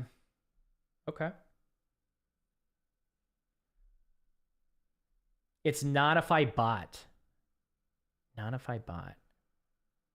That doesn't sound right. It should be non-bot. Like, notify is the verbiage of it, and then it should be non-bot. I mean, you name it whatever you want, but like naturally it feels like I should be able to say non-bot. Yeah, take all the breaks you need. All good, Tuba. I just got to be consistent with it. I can't time out someone else and not time out you. I have to be consistent with it. I have to be. No hard feelings whatsoever, though.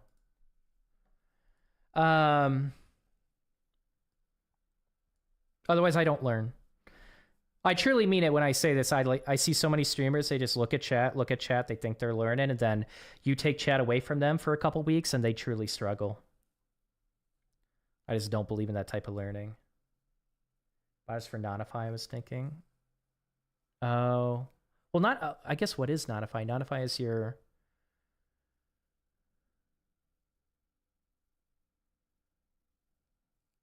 Notify is... I mean, it's... I don't even know what Notify does. Okay. I mean, the bot literally is for Notify. I thought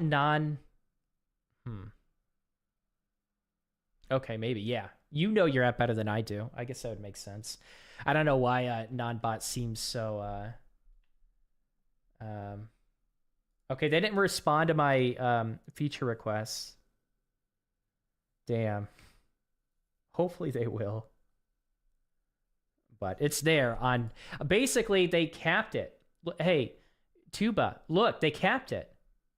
They won't let me go over 100. Like, they released it so I could go to 99, right? It was, like, capped at 10 or whatever. But now we can't go past 99. So I'm asking them to release it or upgrade it a bit.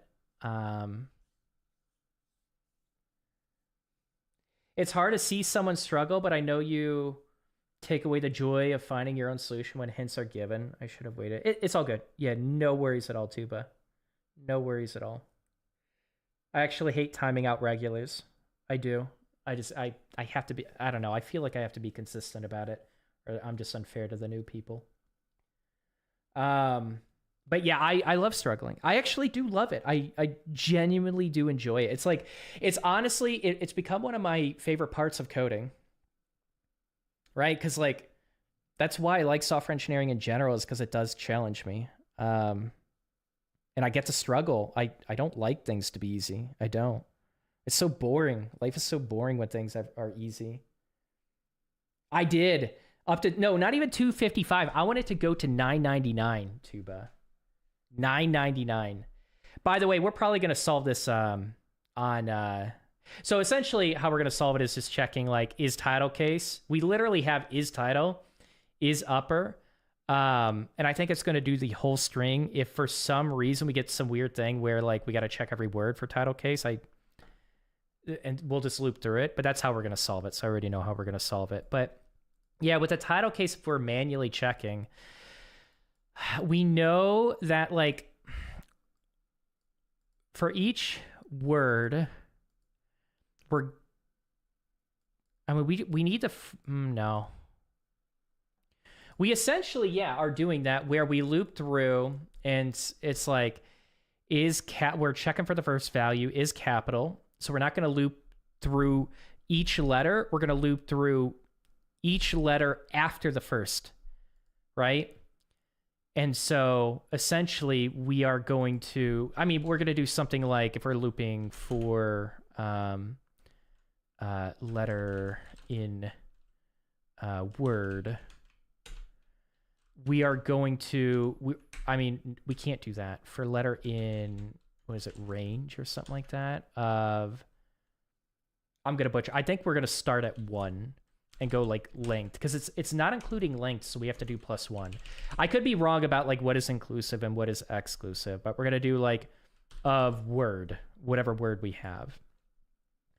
And then before the loop, we're going to say like first letter equals word 0. And then we're essentially just checking word here. If the first letter, if word 0, I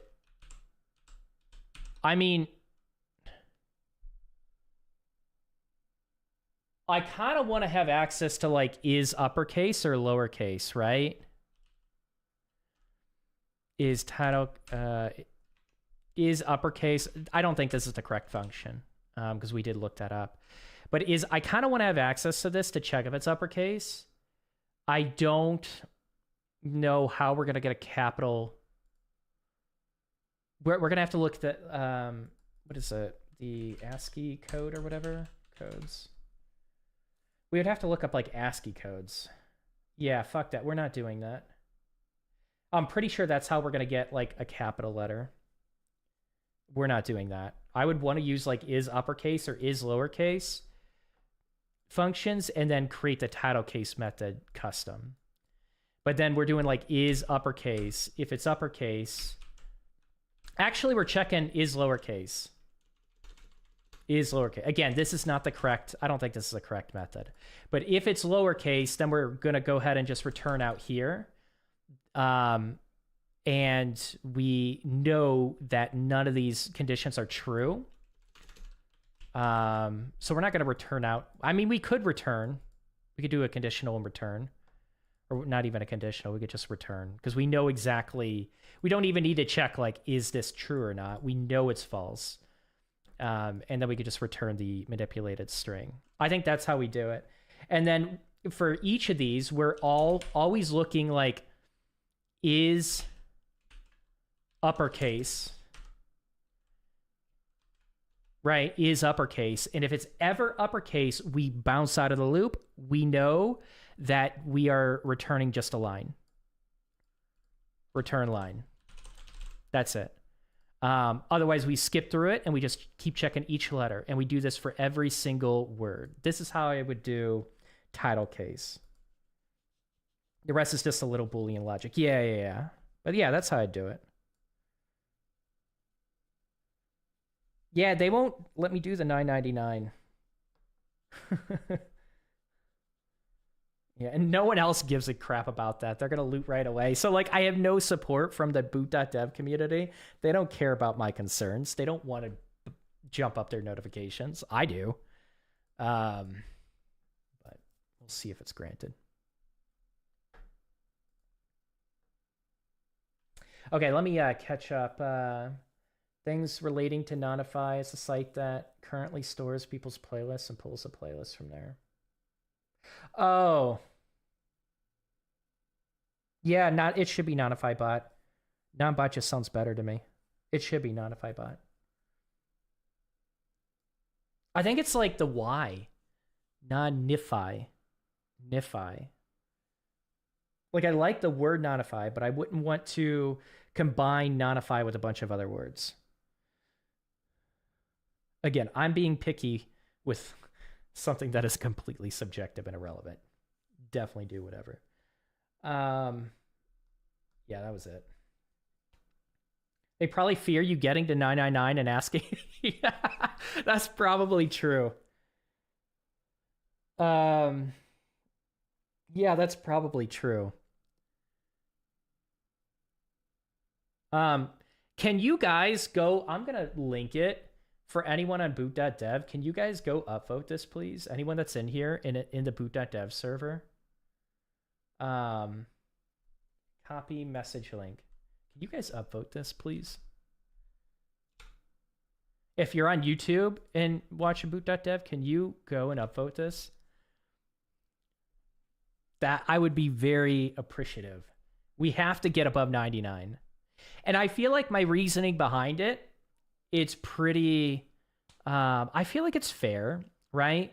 Like when you play a game and you get a bunch of loot boxes, you like opening them up all at once. You get like 100 loot boxes or like 100 packs of cards, right? In Hearthstone, you just like open them up. You keep opening them and it's like, it's, 30 minutes. Grab a Gatorade, get some sugar in you, have some fun, maybe a little bit of caffeine and just go ham with it. I think that's fantastic.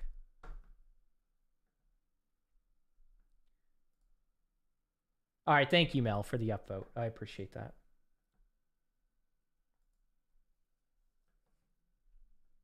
All right. I'll solve this. I'll solve this tomorrow. Let me see. Do I have time to solve it? I'm gonna see if I got a thing going on at 3, but I want to see if that's still a go. Oh God, no. My buddy, he used that, oh my God, AI to generate that stupid anime art for him. What is it called? What's that new anime art that like everyone is creating for their avatars? And I guess there's like some controversy around it. I have no idea. Why did you do that? I don't know what the art is called, but ChatGPT is generating that kind of art. Yeah, Gibby AI generated. Yes, yeah. It's the Gibby AI generated art. I think I've grown to hate it just because it's AI generated. Oh, okay. He's on for it. That means I can't continue. Damn.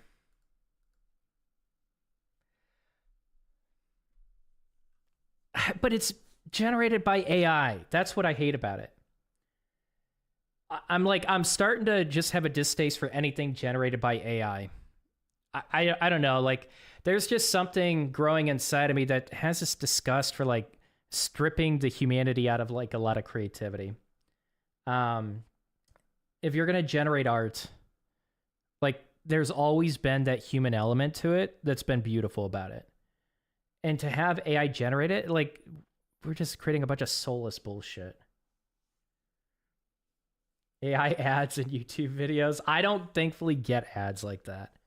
I do not. But yeah, you might get them in YouTube videos. I have YouTube Premium and Twitch Turbo, but I don't buy cable. I don't have cable TV. That is kind of my cable TV.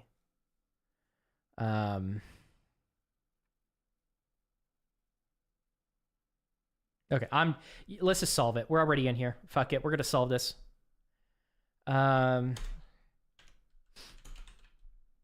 Let's try it. Maybe the title case doesn't work for the entire thing, and we'll switch it up if it doesn't.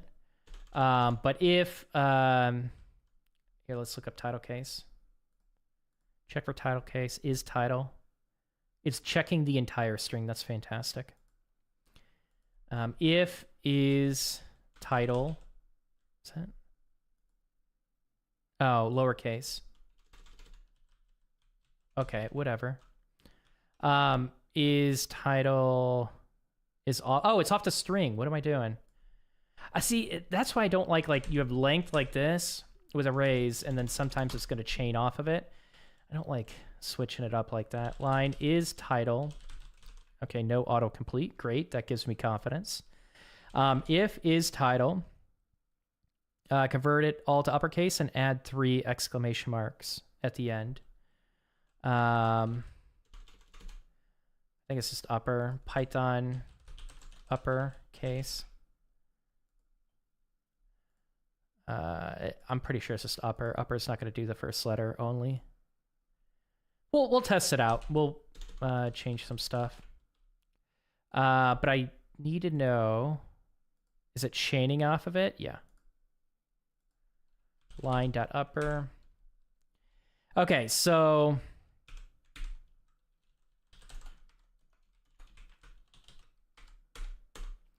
elif. That's so okay. Elif. That's the Python way of doing it.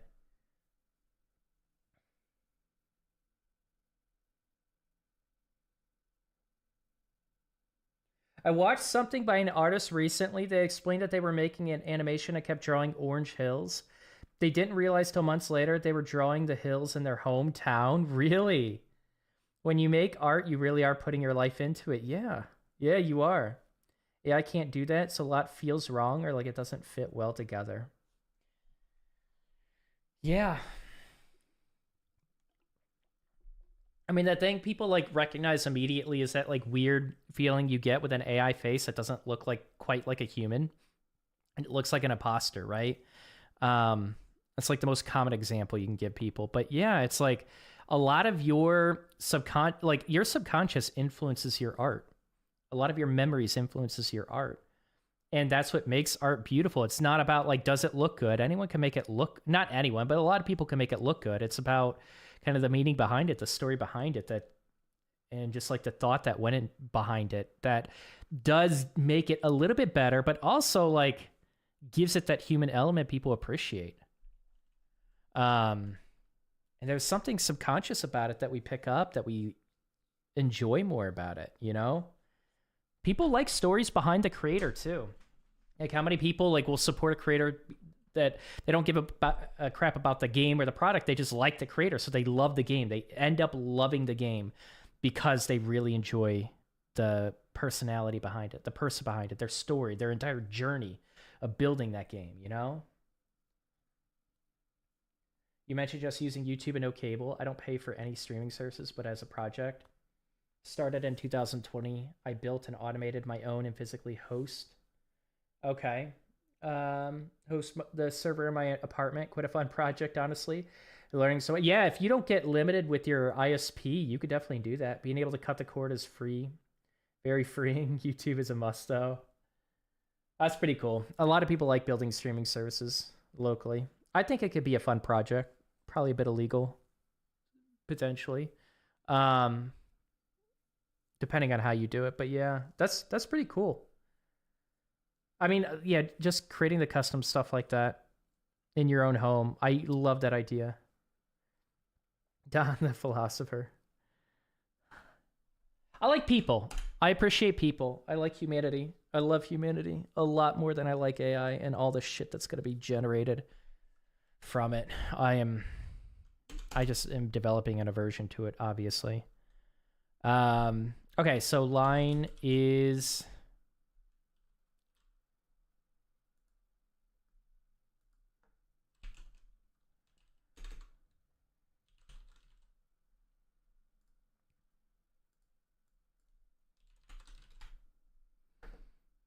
upper.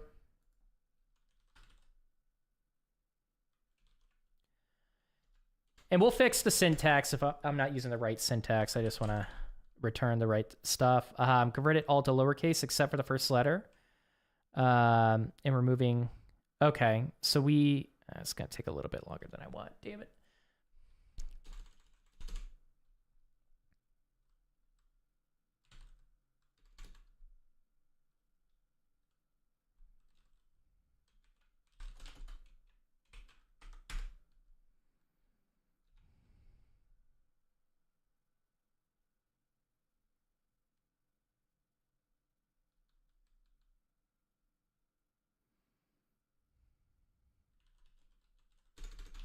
Is it replace? I forgot the replace command. I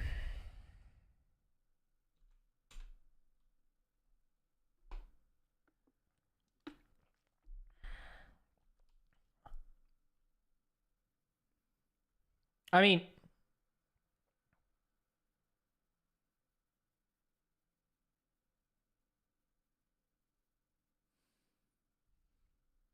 we got to replace first.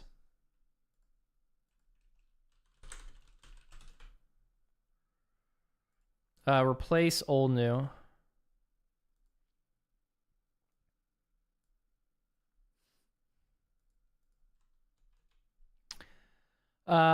So without trailing,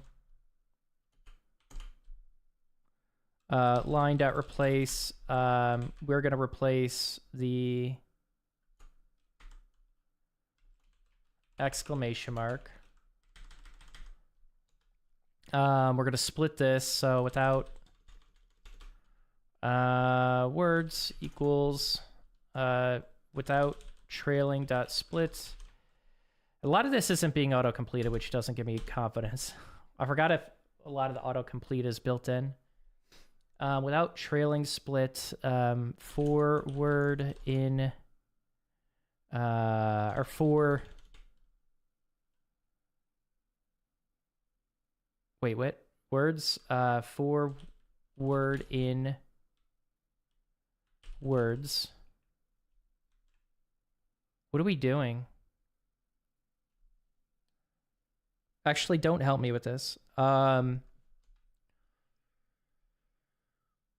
grabbing the first letter and putting the last 3 letters in the string. We could do that. There has to be a better way to do it. Capitalize the first letter. I think there's a Python command. Python capitalize first letter. It's just capitalize. String capitalize. Okay. And if we do, can we do like an array? Capitalize first letter in array value. Does it go a little bit deeper? No. Custom function. I don't want that. So, this is where I'd use map and JavaScript and just replace the words. I think what I'm going to do is literally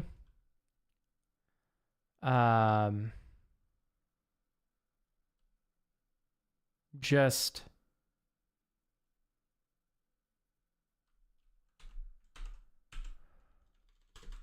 manipulate in place.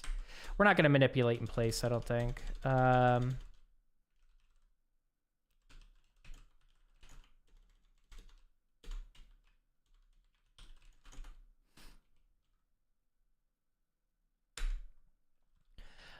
So for word in words, capitalized words dot append, and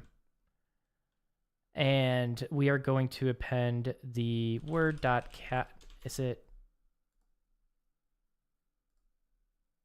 capitalize, string capitalize.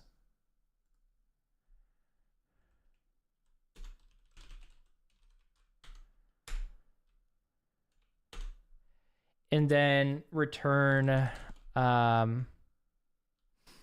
capitalized words. Are we assuming that we're going to get some of these in some of the strings, or are we assuming that we're automatically ending? I don't think he would make us assume that. Never mind.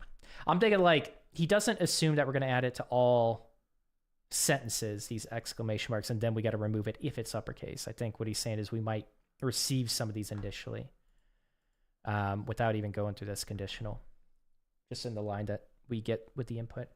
Okay, so return capitalized words. Dot join. Might be incorrect syntax. We'll see. If is all lowercase or only the first letter is capitalized, convert it to title case. If only, we do have to this is longer than I thought Man, only the first letter is capitalized. There probably has to be something. Python is capitalized. Do we have to generate a custom function for that? Hello?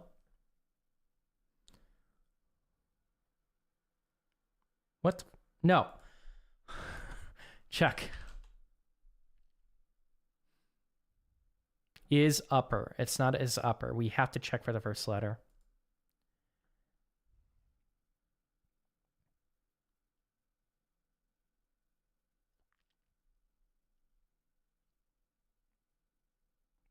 We don't have an is capitalized.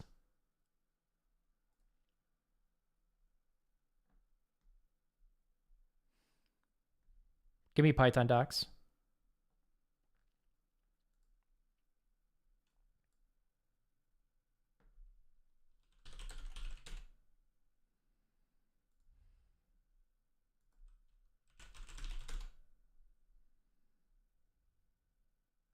If I look up like,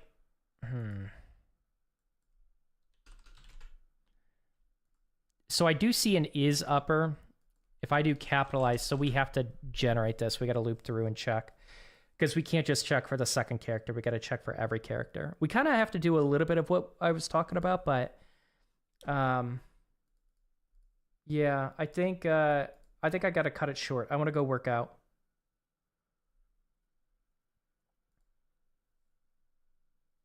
Yeah, I want to go work out.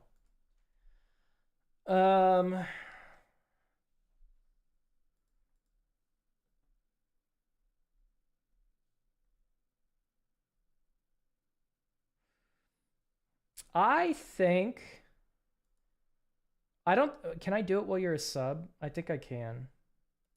How do you VIP someone? Do you know none? Like, what's an easy way to VIP someone?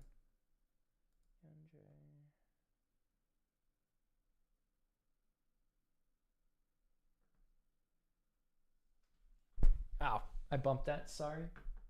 I was trying to avoid it. I don't think there's an easy way to VIP someone. It has to be like a command.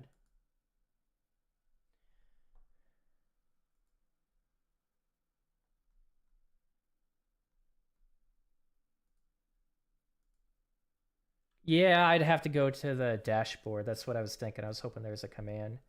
You gonna start streaming your workouts soon? I don't know. I want to. My wrist has been hurting a little bit more.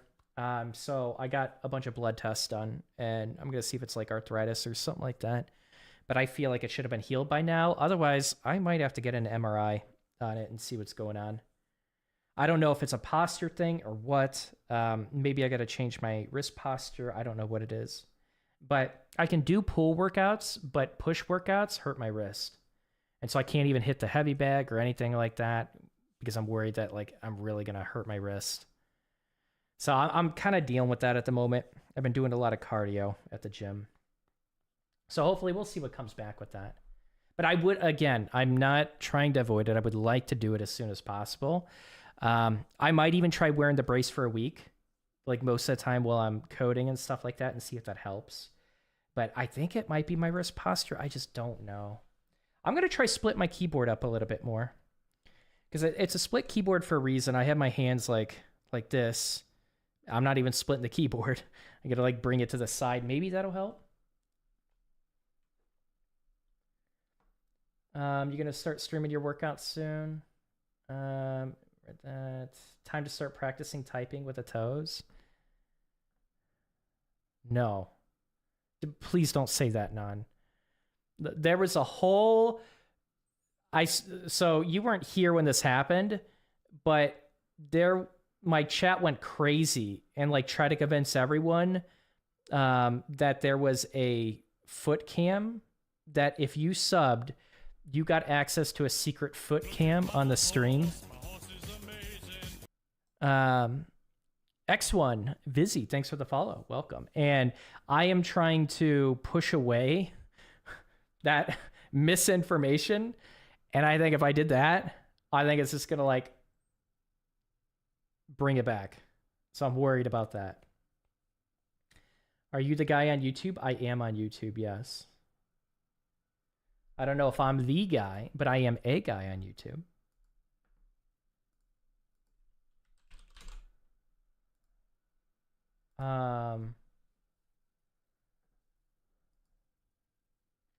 Okay.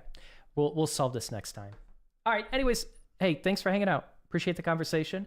I'm not going to be live this evening. I will be live tomorrow. I don't know when. I think it's going to be in the morning for a little bit.